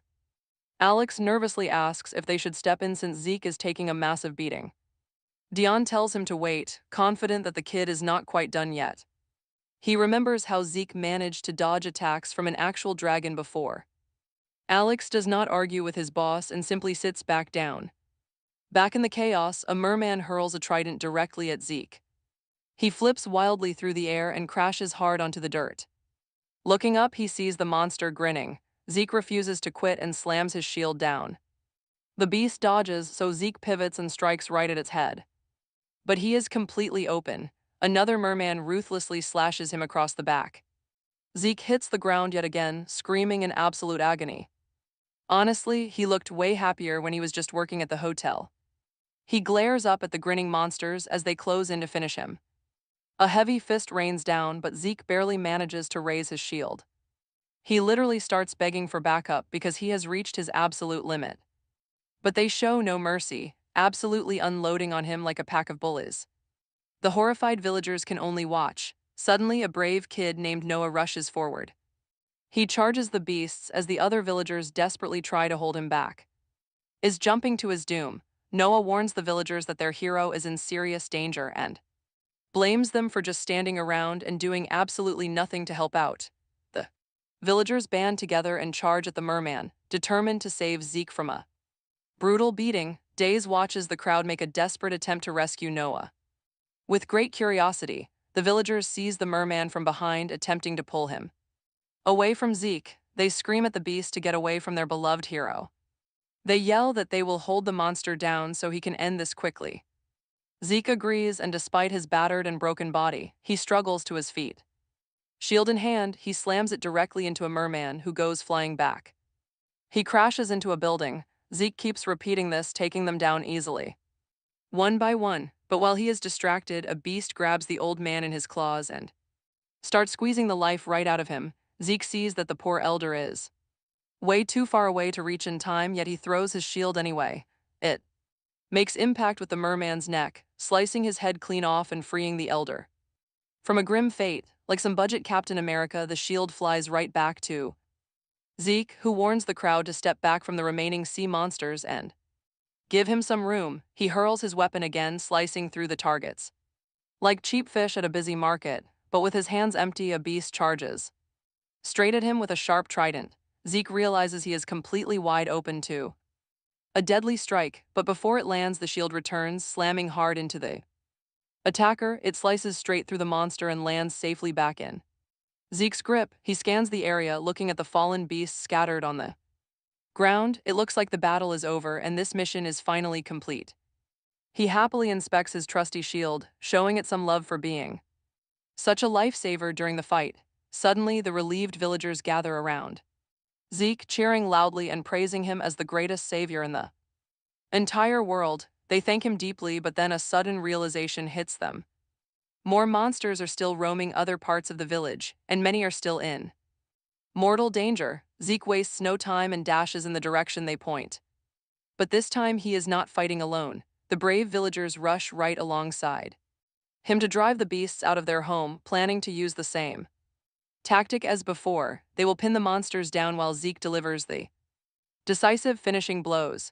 Zeke smiles warmly, feeling this incredible surge of validation from the locals. Finally, someone actually respects him and relies on him. Up on a nearby cliff, Days observes how the entire mood has completely shifted.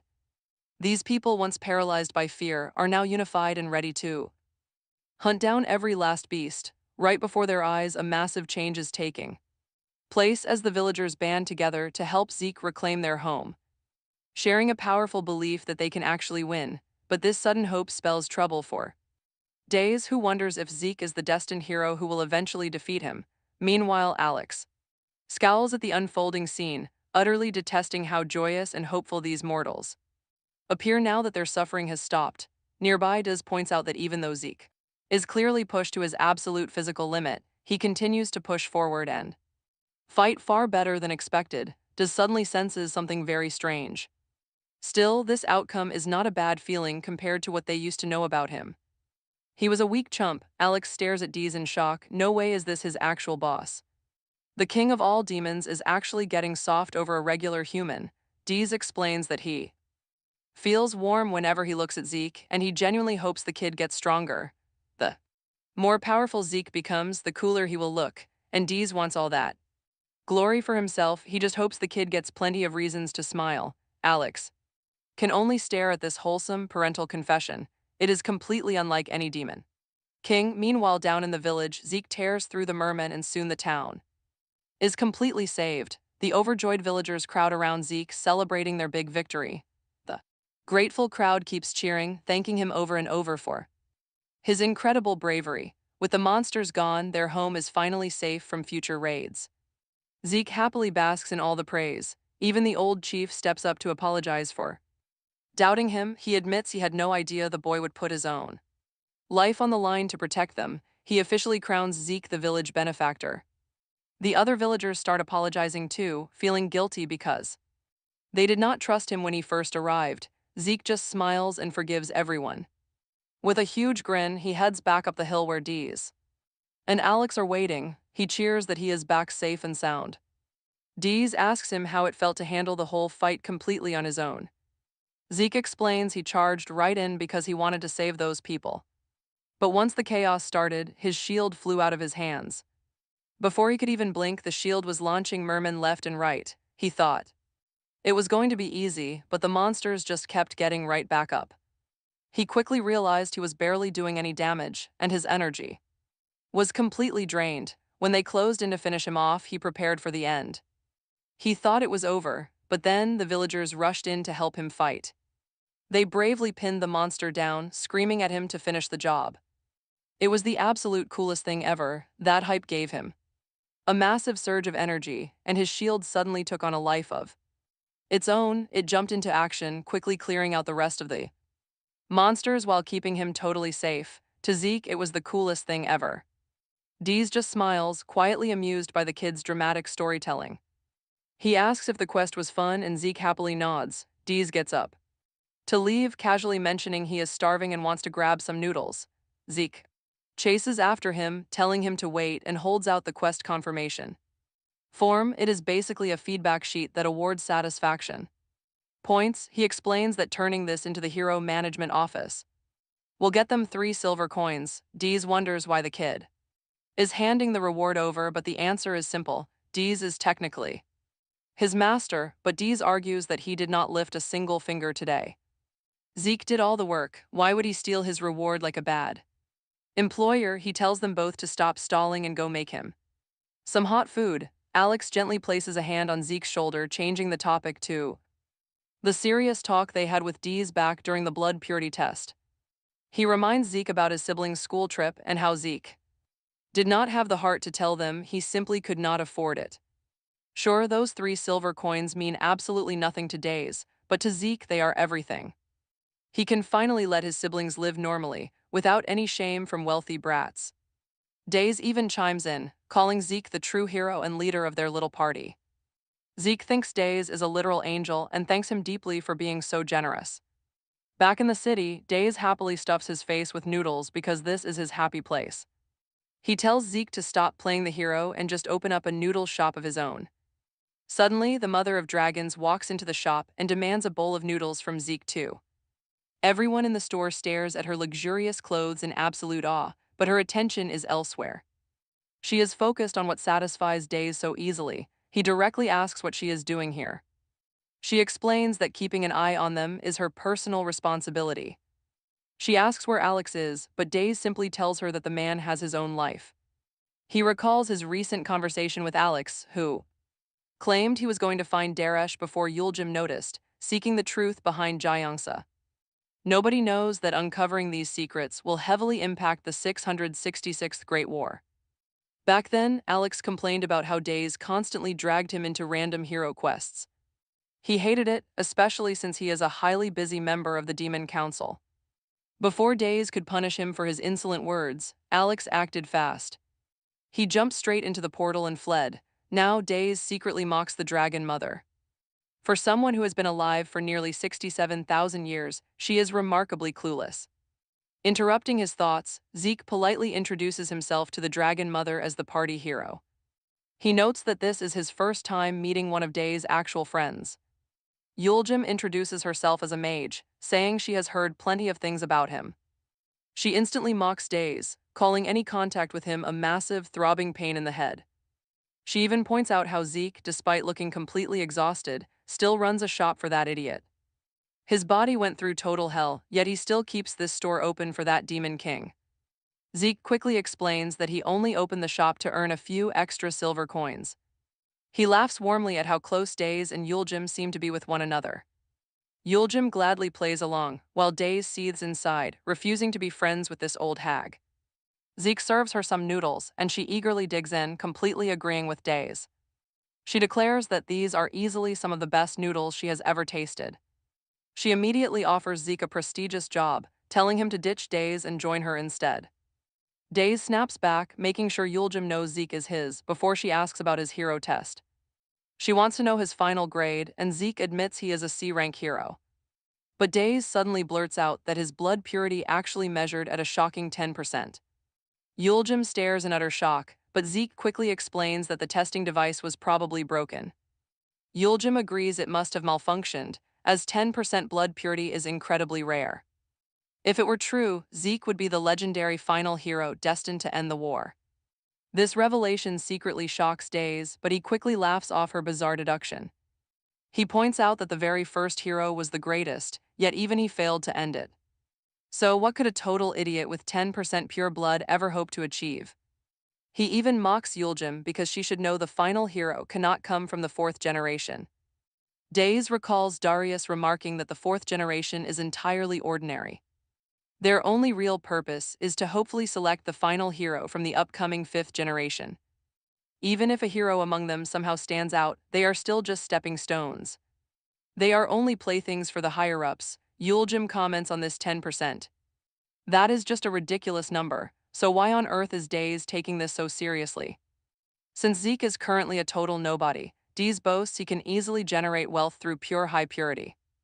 Days firmly argues that both wealth and fame must be earned and are not just things handed out freely. Yuljim immediately mocks Days as he desperately tries to argue back and reclaim his lost honor, calling him totally shameless for not suffering at all. Days even claims that sleeping for 80 long years was incredibly difficult. For him, annoyed, Days tells Yuljim to get lost since she is only making a huge scene and eating off his tab. Yuljim suddenly remembers her actual business and recovers the item she forgot all about while Days was busy yapping away. She reveals a magnificent sword from her personal inventory, proudly showing it off. She offers it to Zeke for passing his official hero test and to celebrate completing his very first quest. This legendary weapon is called Doomslayer, and she insists that a true hero should always carry a proper weapon, so she brought this blade to match his dragon shield. Days instantly snatches the sword, but she fights back since this is meant for Zeke, not his incredibly greedy master. Days immediately notes that the strange scent coming from the blade strongly stings his nose, catching Yuljim's eye. Days closely examines the steel and declares that this weapon carries a very familiar smell of pure darkness. Yuljim explains that the sword is forged from demonic materials. It is actually a magical blade made from the horn of a dark rhino and greasy beholder tentacle oil. Plus, the sword is filled with deadly poison, so no shield can stand against it. Days keeps staring at the sword, silently wondering if this matches the feeling of holding a mythical dragon weapon. He wonders why she is gifting him a demonic blade when she is a 60,000 serpent guarding her vast treasure. Yuljim smoothly replies that this is a total coincidence and she has no hidden motives behind handing over this sacred gear. Days gives the sword to Zeke as his present. The moment Zeke grabs the sword, he teleports to another dimension. He instantly covers his nose because the overwhelming smell of sulfur is absolutely disgusting. Zeke looks around and witnesses a vast volcanic landscape on fire, filled with floating islands. He silently wonders if he has somehow ended up inside the demon realm. Suddenly, from the distance, the sword speaks, introducing itself as Doomslayer. It explains that this weapon is an embodiment of the dark hatred inside Zeke, which is actually nothing compared To the chaotic noise overflowing the world, the blade offers a bargain if Zeke accepts. The power, it will protect him and crush every single enemy standing in his way. And just like that, Zeke is teleported right back into his everyday. Noodle Shop, Deez asks how he likes his brand new blade. Zeke replies that he really likes it, but unlike his dragonborn shield, he felt an incredibly dark, malicious whisper within. He also notes that the weapon feels incredibly strong. Deez eagerly suggests they go test out his new gear, and Zeke completely jumps on the hype train, totally ready for action. However, Yuljim warns Deez to let the kid rest or he might literally collapse from exhaustion. Deez tells her to shut up and stop ruining his great vibes. Before long, Deez and Zeke are riding a horse carriage through a forest, while Yuljim sits in the back working on a quiet knitting project, a presence Deez absolutely hates.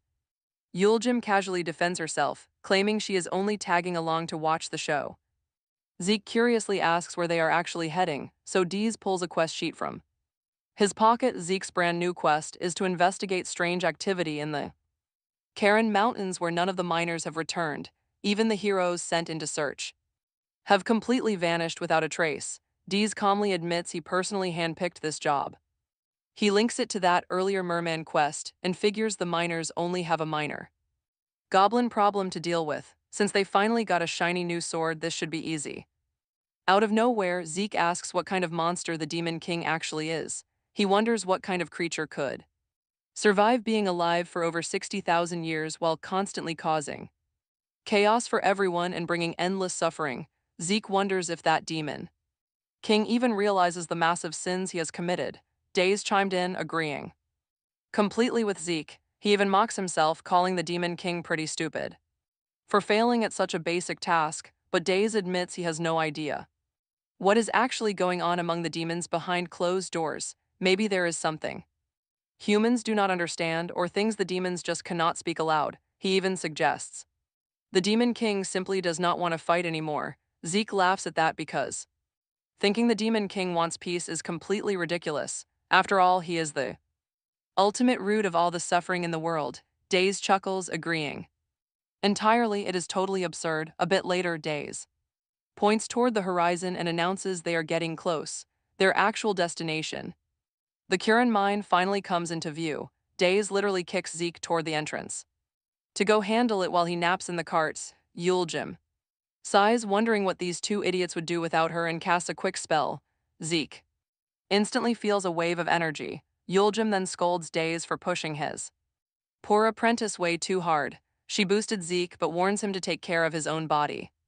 Instead of just absorbing every blow from the enemy, Zeke quickly thanks her for the help. At the Kurin mine entrance, Zeke spots broken gear and discarded helmets. He searches for goblins but finds absolutely nothing. He wonders why it is so quiet. Looking closer, he spots clean, shining armor on the ground. It looks brand new. Checking inside the metal, he finds a single black feather. Suddenly, a strange melody drifts from the woods. It is a woman's voice, and she is not far away. He worries the goblins might get to her first, meaning she is. So she must be in danger. Out of all his wild theories, only one makes any sense. What is a lone woman doing this deep in the woods? Tracking the song, Zeke finally finds her. A massive crowd of people is actually bowing down before a woman in some kind of bizarre ritual. Her smile widens, exposing sharp, pointed teeth as she stretches her neck out. Underneath her collar, her entire body is coated in thick black feathers, just like the one he found earlier. Even Zeke gets instantly trapped by the music. His silver eyes glaze over as he finds the scene absolutely stunning. Back at the carriage, Yuljim instantly senses a harpy nearby. She explains to Days that harpies are creatures with human faces that sing to lure unsuspecting travelers. This monster is a classic demon type. Days asks what a harpy actually does once the prey is trapped. The answer is pretty dark. Once she gets bored of them, she simply devours them whole. She asks if Days wants her to help Zeke, since the kid obviously cannot handle this alone. They look over at the idiot, who seems way too happy to be caught in a demon trap. Days looks at his student and tells Yuljim to just wait and watch. Meanwhile, the others praise the he just tells Yuljim to stand back and wait for the show to start. Up ahead, the harpies lock eyes on Zeke and invite him into their circle. They promise him eternal warmth, and he happily runs right toward them. Zeke even yells back, telling Days and Yuljim to join the party.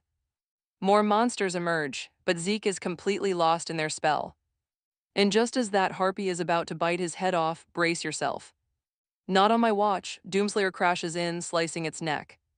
The illusion shatters, and the legendary demon's sword flies straight into his hands. It immediately scolds him for getting distracted by such low-tier trash.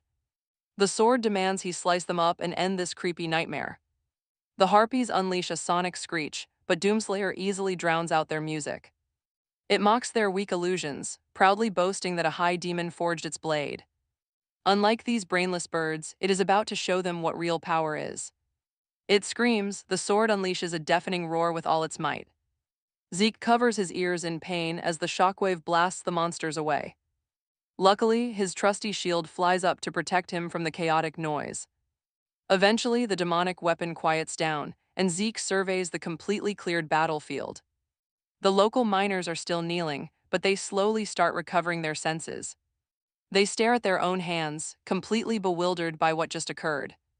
Looking up, they spot Zeke holding his sword in an epic, heroic pose. And just like that, they realize this kid is the actual hero who saved them. Miners and local heroes crowd around Zeke to celebrate his grand victory. Watching from the carriage, Yuljim remarks that the demon's sword is actually useful. She casually suggests upgrading all of Zeke's gear to demonic tier. She glances over at Days, who is smiling like a super proud father. Yuljim warns him to stay alert, pointing out that Zeke is still dangerous. With the blood of the last hero in his veins, he might overthrow Days. Days simply chuckles, claiming she is vastly underestimating the true strength of the Demon King. He insists that a kid like Zeke has absolutely no chance of defeating him. Wipe it off, Yuljim tells him to drop that silly, sappy expression.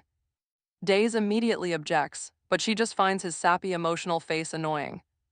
Days gets incredibly embarrassed, having expected some profound wisdom from her. Zero interest, Yuljim completely brushes him off without a second thought. She demands he stop fooling around and finish their previous conversation. Specifically, she wants to know why the Demon King suddenly retired from his post. She points out that even low-ranking demons have stopped listening to him. Maybe the poor guy was just totally exhausted and desperately needed a vacation. She is incredibly curious to learn the truth behind his sudden retirement. Days sighs, mentioning that he already explained this to her once before. Yuljim snaps back, recalling how he just made a cheap excuse and ran off. Days plays dumb, wondering if he really did something so shameless back then. He claims it is a secret anyway, finding her endless questions pretty annoying. Yuljim finally gives up, doubting his reasons would make any sense to her anyway. Still, she thanks him for the chance to chat with a real Demon King. She is left completely bewildered. What exactly was the Demon King thinking? She was always deeply curious about what his life was like back then. Yuljim admits that despite being on opposite sides, she understands him. He carries a heavy weight that feels very similar to her own. She wonders if he has those same heavy worries. She asks if his predecessor was anything like him at all. Days shrugs it off, admitting he only spoke to the guy a few times. That all happened 80 years ago when he was nothing but a tiny baby.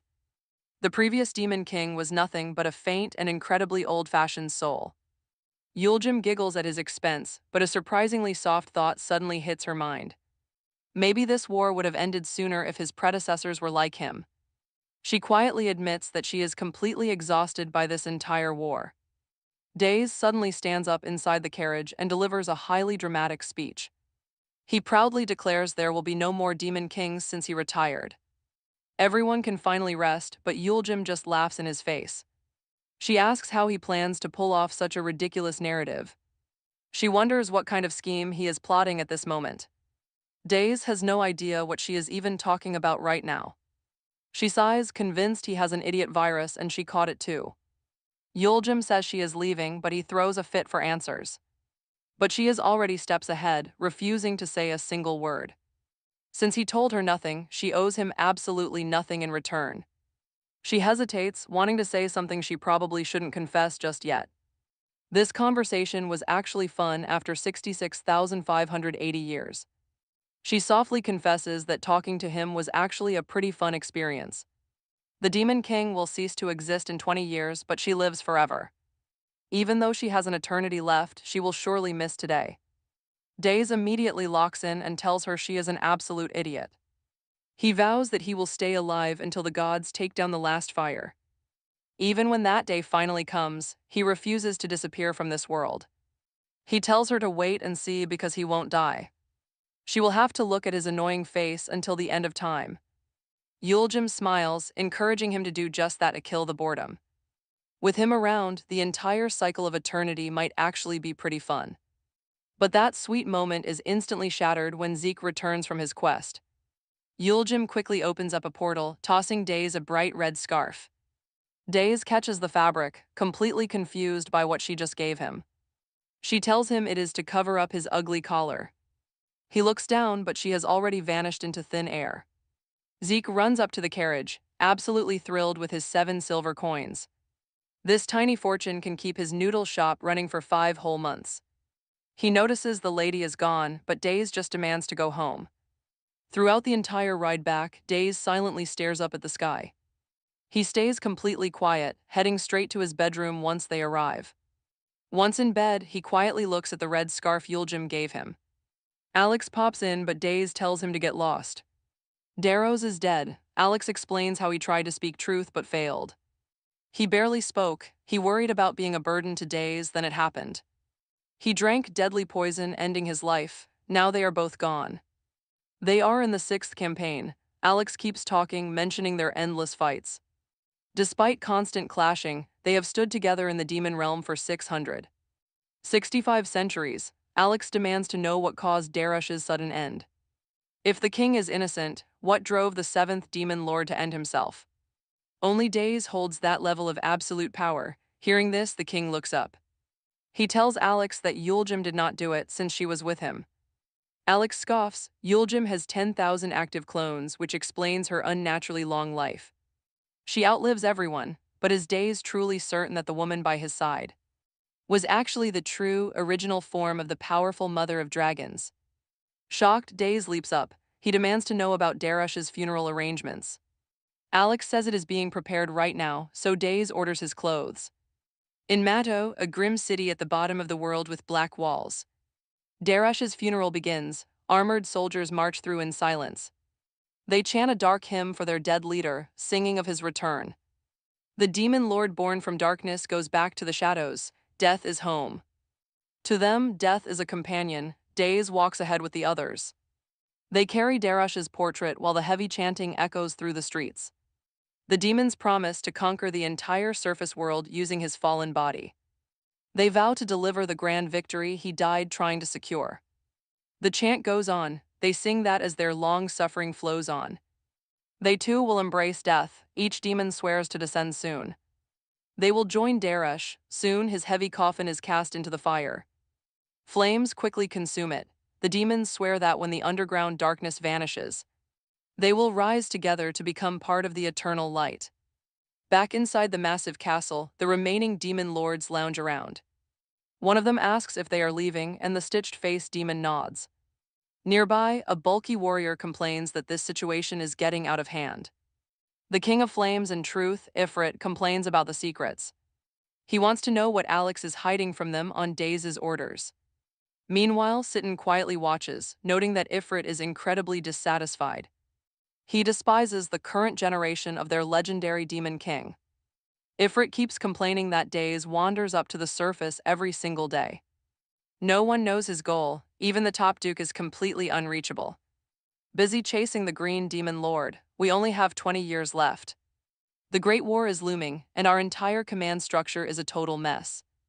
Honestly, they might not even make it to the Grand War at this rate. The entire demon realm is already on the absolute brink of total collapse. Suddenly, the twin devil and mistress of nightmares, Chantina, speaks up. She playfully suggests that perhaps Ifrit should just claim the crown himself. He could lead the war, since that is clearly what he wants. Ifrit slams his massive fist on the table, ordering her to shut up. He calls her a worthless demon who only commands filthy nightmares. Chantina just laughs, mocking his sudden childish anger because he cannot take a joke. Ifrit bursts into pure fire. Since he is the Flame King, he mocks the twins.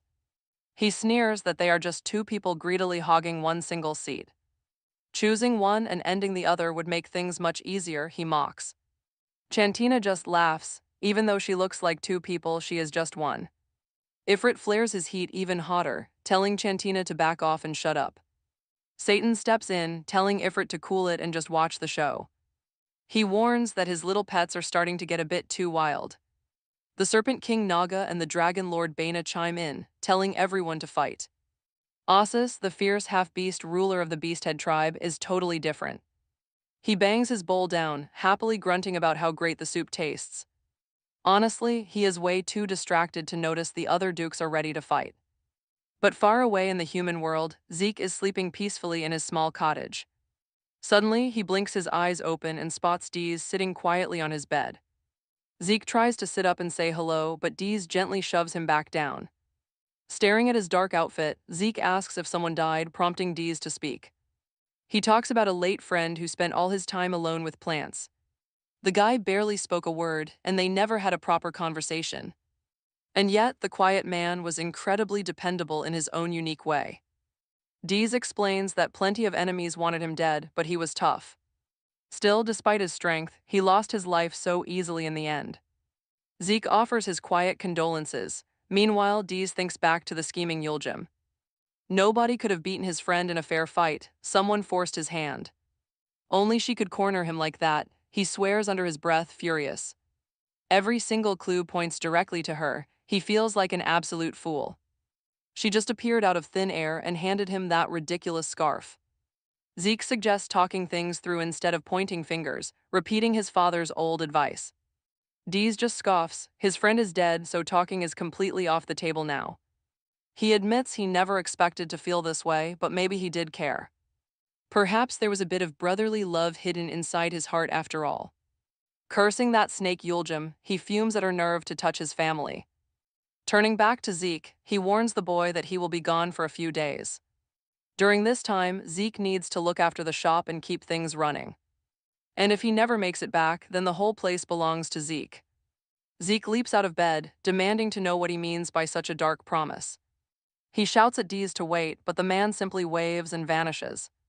A memory flashes back to Yuljim, explaining how she and Deez both belong to this world. She was apparently excited to see how the world's fate would unravel without him.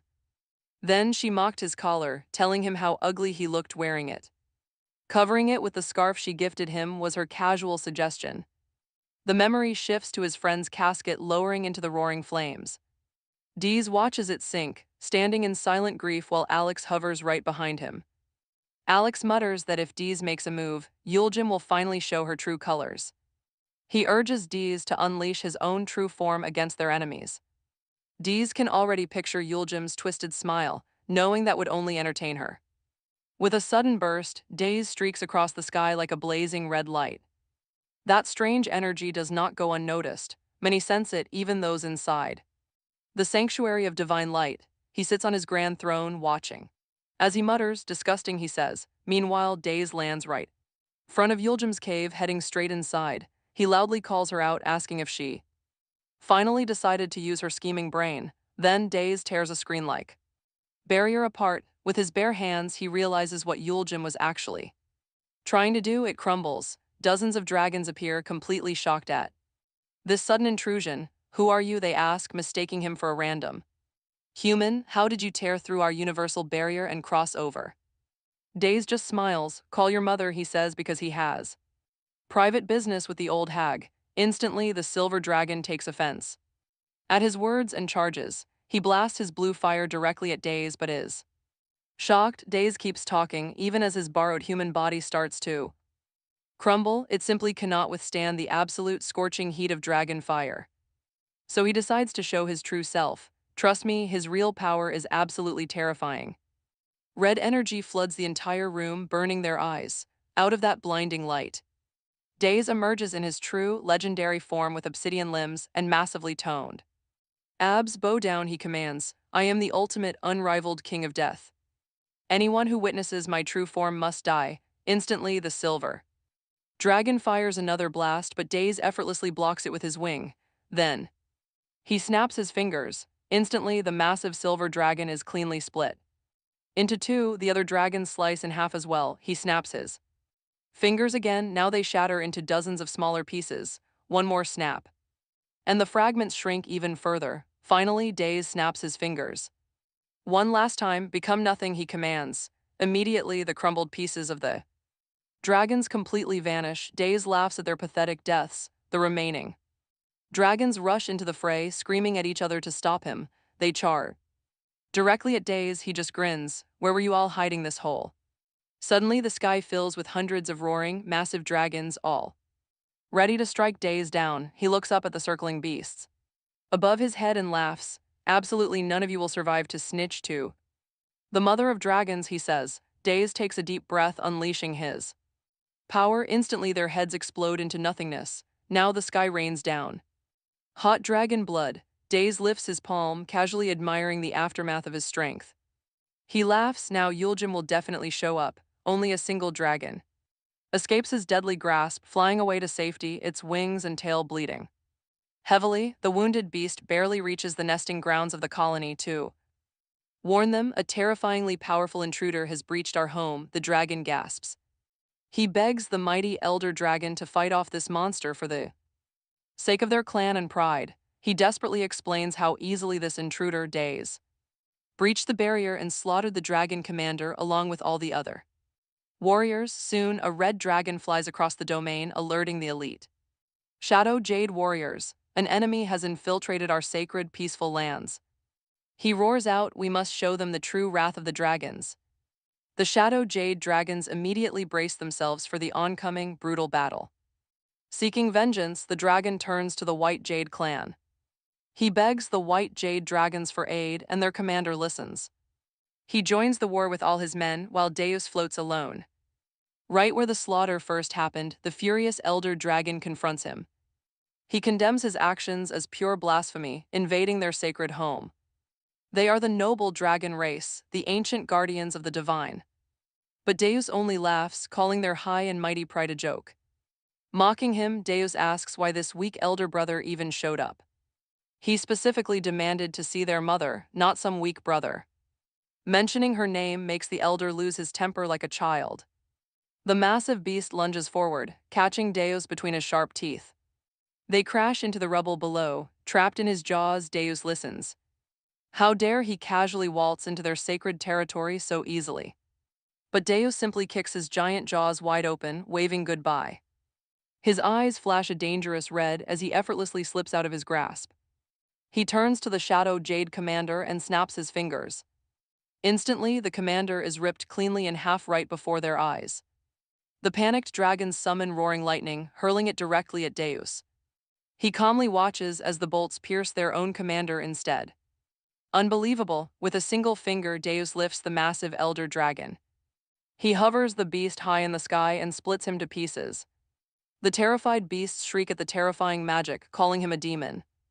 But Deus quickly corrects them. He is no ordinary demon. He is the Demon King. Another snap and they all shatter. Deus clenches his fist, forcing their broken pieces to mush together. They fuse into a single monstrous abomination right before the survivors. Staring at the horrific remains, Deus asks how they like his art. He proudly calls this creature the strongest dragon in the world. He mockingly asks if this makes him their new god. Terrified, the survivors scramble to flee, realizing they stand zero chance. But Deus simply points. His creation roars, firing massive lightning beams. Destructive energy blasts from its mouths as he reminds them who he is. He is the Demon King, but golden light shields them just in time. Yuljim steps into the center of the domain, coldly telling Deus to leave. The dragons weep with joy. Their mother has arrived to save them. Deus grins. Finally, the target he wanted has stepped forward. He smiles at the golden dragon, who coldly tells him to leave. She warns him not to disgrace her beloved children any further. Deus merely smiles. He is just getting warmed up with them. Yuljim warns him that he has completely lost his mind. He has turned their peaceful sanctuary into a total slaughterhouse. She stares in horror at the wretched creature. Deus uses his dark power to make the heads speak, asking what Yuljim did next. The outside world to deserve this brutal fate. Now the dragons blame her for this and scream how they hate her. Deus is simply pulling the strings for his. The dragons scream for Yuljim to sacrifice herself, Instead, she unleashes her power. She disintegrates the dragon abomination entirely. Deus just laughs at her ruthlessness. The mother of dragons is bringing death to her own kind. Still, she bows. She pays her final respects, hoping her fallen children find peace at last. Deus mocks her prayers, claiming her god is far too distant to care. But Euljim warns him, defiling her children was a step too far. Deus counters, reminding her that she was the one who started the slaughter. Euljim is completely confused, but Deus just keeps talking about his ultimate plan. He vows to give everything to crush the mother of dragons, screaming in fury. Wait for it, a massive red energy beam surges forward as she dodges. Her previous standing spot erupts, showing Deus can easily shred her defenses. One direct hit from that monster, and she will not survive the day. Her eyes flash cold as she tells Deus to follow her to a different battlefield. Instantly, they both teleport to a bizarre space filled with golden cosmic spheres. As Deus looks around in confusion, Euljim explains they are inside her mind. She tells him the destruction he caused in the real world was unacceptable. Here, he can unleash all his terrifying power without holding anything back. She urges him to end this quickly, let the strongest one leave alive. Deus smiles, loving the challenge. Meanwhile, Euljim reflects on her past actions. No demon king has ever breached her sacred nest like this before. She admits she had actually grown soft, feeling a connection to him. After living for so long, she believed she was wise and mature. But this sudden invasion proves she is still acting like a child. She realizes she has no right to play God to these dragons. Deus mocks her sad expression, laughing at how she plays the victim. He asks who is next on her hit list, leaving Euljim completely bewildered. She questions what he means, but Deus charges his power, refusing to believe her. Calling her a liar, he claims he is too smart to fall for her tricks again. He launches a deadly strike, yelling for her to drop dead right here. Euljim readies her counter, accepting that dragons and demons will always be enemies. She taunts him, preparing to face the power of the 666th demon. Deus throws relentless attacks, but somehow gets trapped in her glowing web. She summons the powerful true jade orb and targets his helpless, bound form. Deus shatters the trap, grumbling about how incredibly annoying her techniques are. Watching closely, it is clear this guy has completely lost his mind. Complaining that she is a massive pain, he relies on cheap tricks. He swears to finish her off in one strike, activating his terrifying soul suppression. Thick purple smoke swirls around Euljim, but she quickly counters. Unleashing her true jade martial arts, golden energy neutralizes his dark magic. The storm rages on, hurting Euljim, who admits this demon king is incredibly strong. However, he is still not enough, and she charges directly at Deus. She is driven by the pure belief that light always conquers darkness. Glowing light erupts from her hand, but Deus simply laughs at her desperation. He mocks the helplessness of the dragon mother, raising his demon blades. A simple slash from his demon blades will rot her soul, ending her life. Approaching Storm, he notices how close she's gotten, realizing that the title of God is no joke, not even for dragons. Daze activates his lethal powers again. As dozens of skulls float around him, Euljim realizes she's far too close to him. Now and there is no escape. The resulting blast even shakes the domain of the dragons because of its sheer scale. They wait anxiously for the smoke to clear too. See what happened? Daze stands tall, holding nothing but Euljim's severed arm in his hand, showing the dragons how weak they truly are. The beasts scream out their mother's name. Daze looks back with cold hatred, reminding them that absolutely no one is allowed to touch his kin. He casually tosses the arm and a dragon reaches out to catch it in its jaws. Daze clears the barrier with his palm as he prepares to leave. One of the dragons roars out a dark vow that they will never forget this day, not for the next 100 centuries, until the Creator calls this world back. They swear they will never forget this. Shame, the absolute humiliation they felt today, will be passed down to their children and all future descendants. They will curse the entire demon race for all eternity.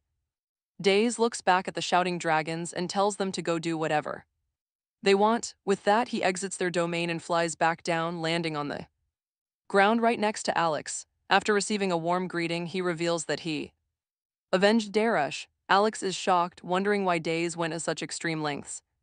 Especially after abandoning the demon realm, he starts to hope for the return of his Demon King, but Days quickly reminds him that his days in the demon realm are over. He threw away his duty and the fate they placed on him long ago. From now on, he is playing solo. He looks up at the glowing moon, frustrated, sighing as Alex stands in silence, completely unsure of what to say. Alex tries to call his name, but Days cuts him off. He only avenged Darish. Because they were family, there is nothing more to it, he casually tells Alex. That he's heading back to Zoro's castle, prompting Alex to desperately beg him to stay. Zoro's castle isn't his home, reminding him that the dragons are now their sworn enemies. And this upcoming Great War will not be an easy victory. They will definitely unleash everything to destroy the demon race, but Days simply tells him that he doesn't care, he is not their 666th king.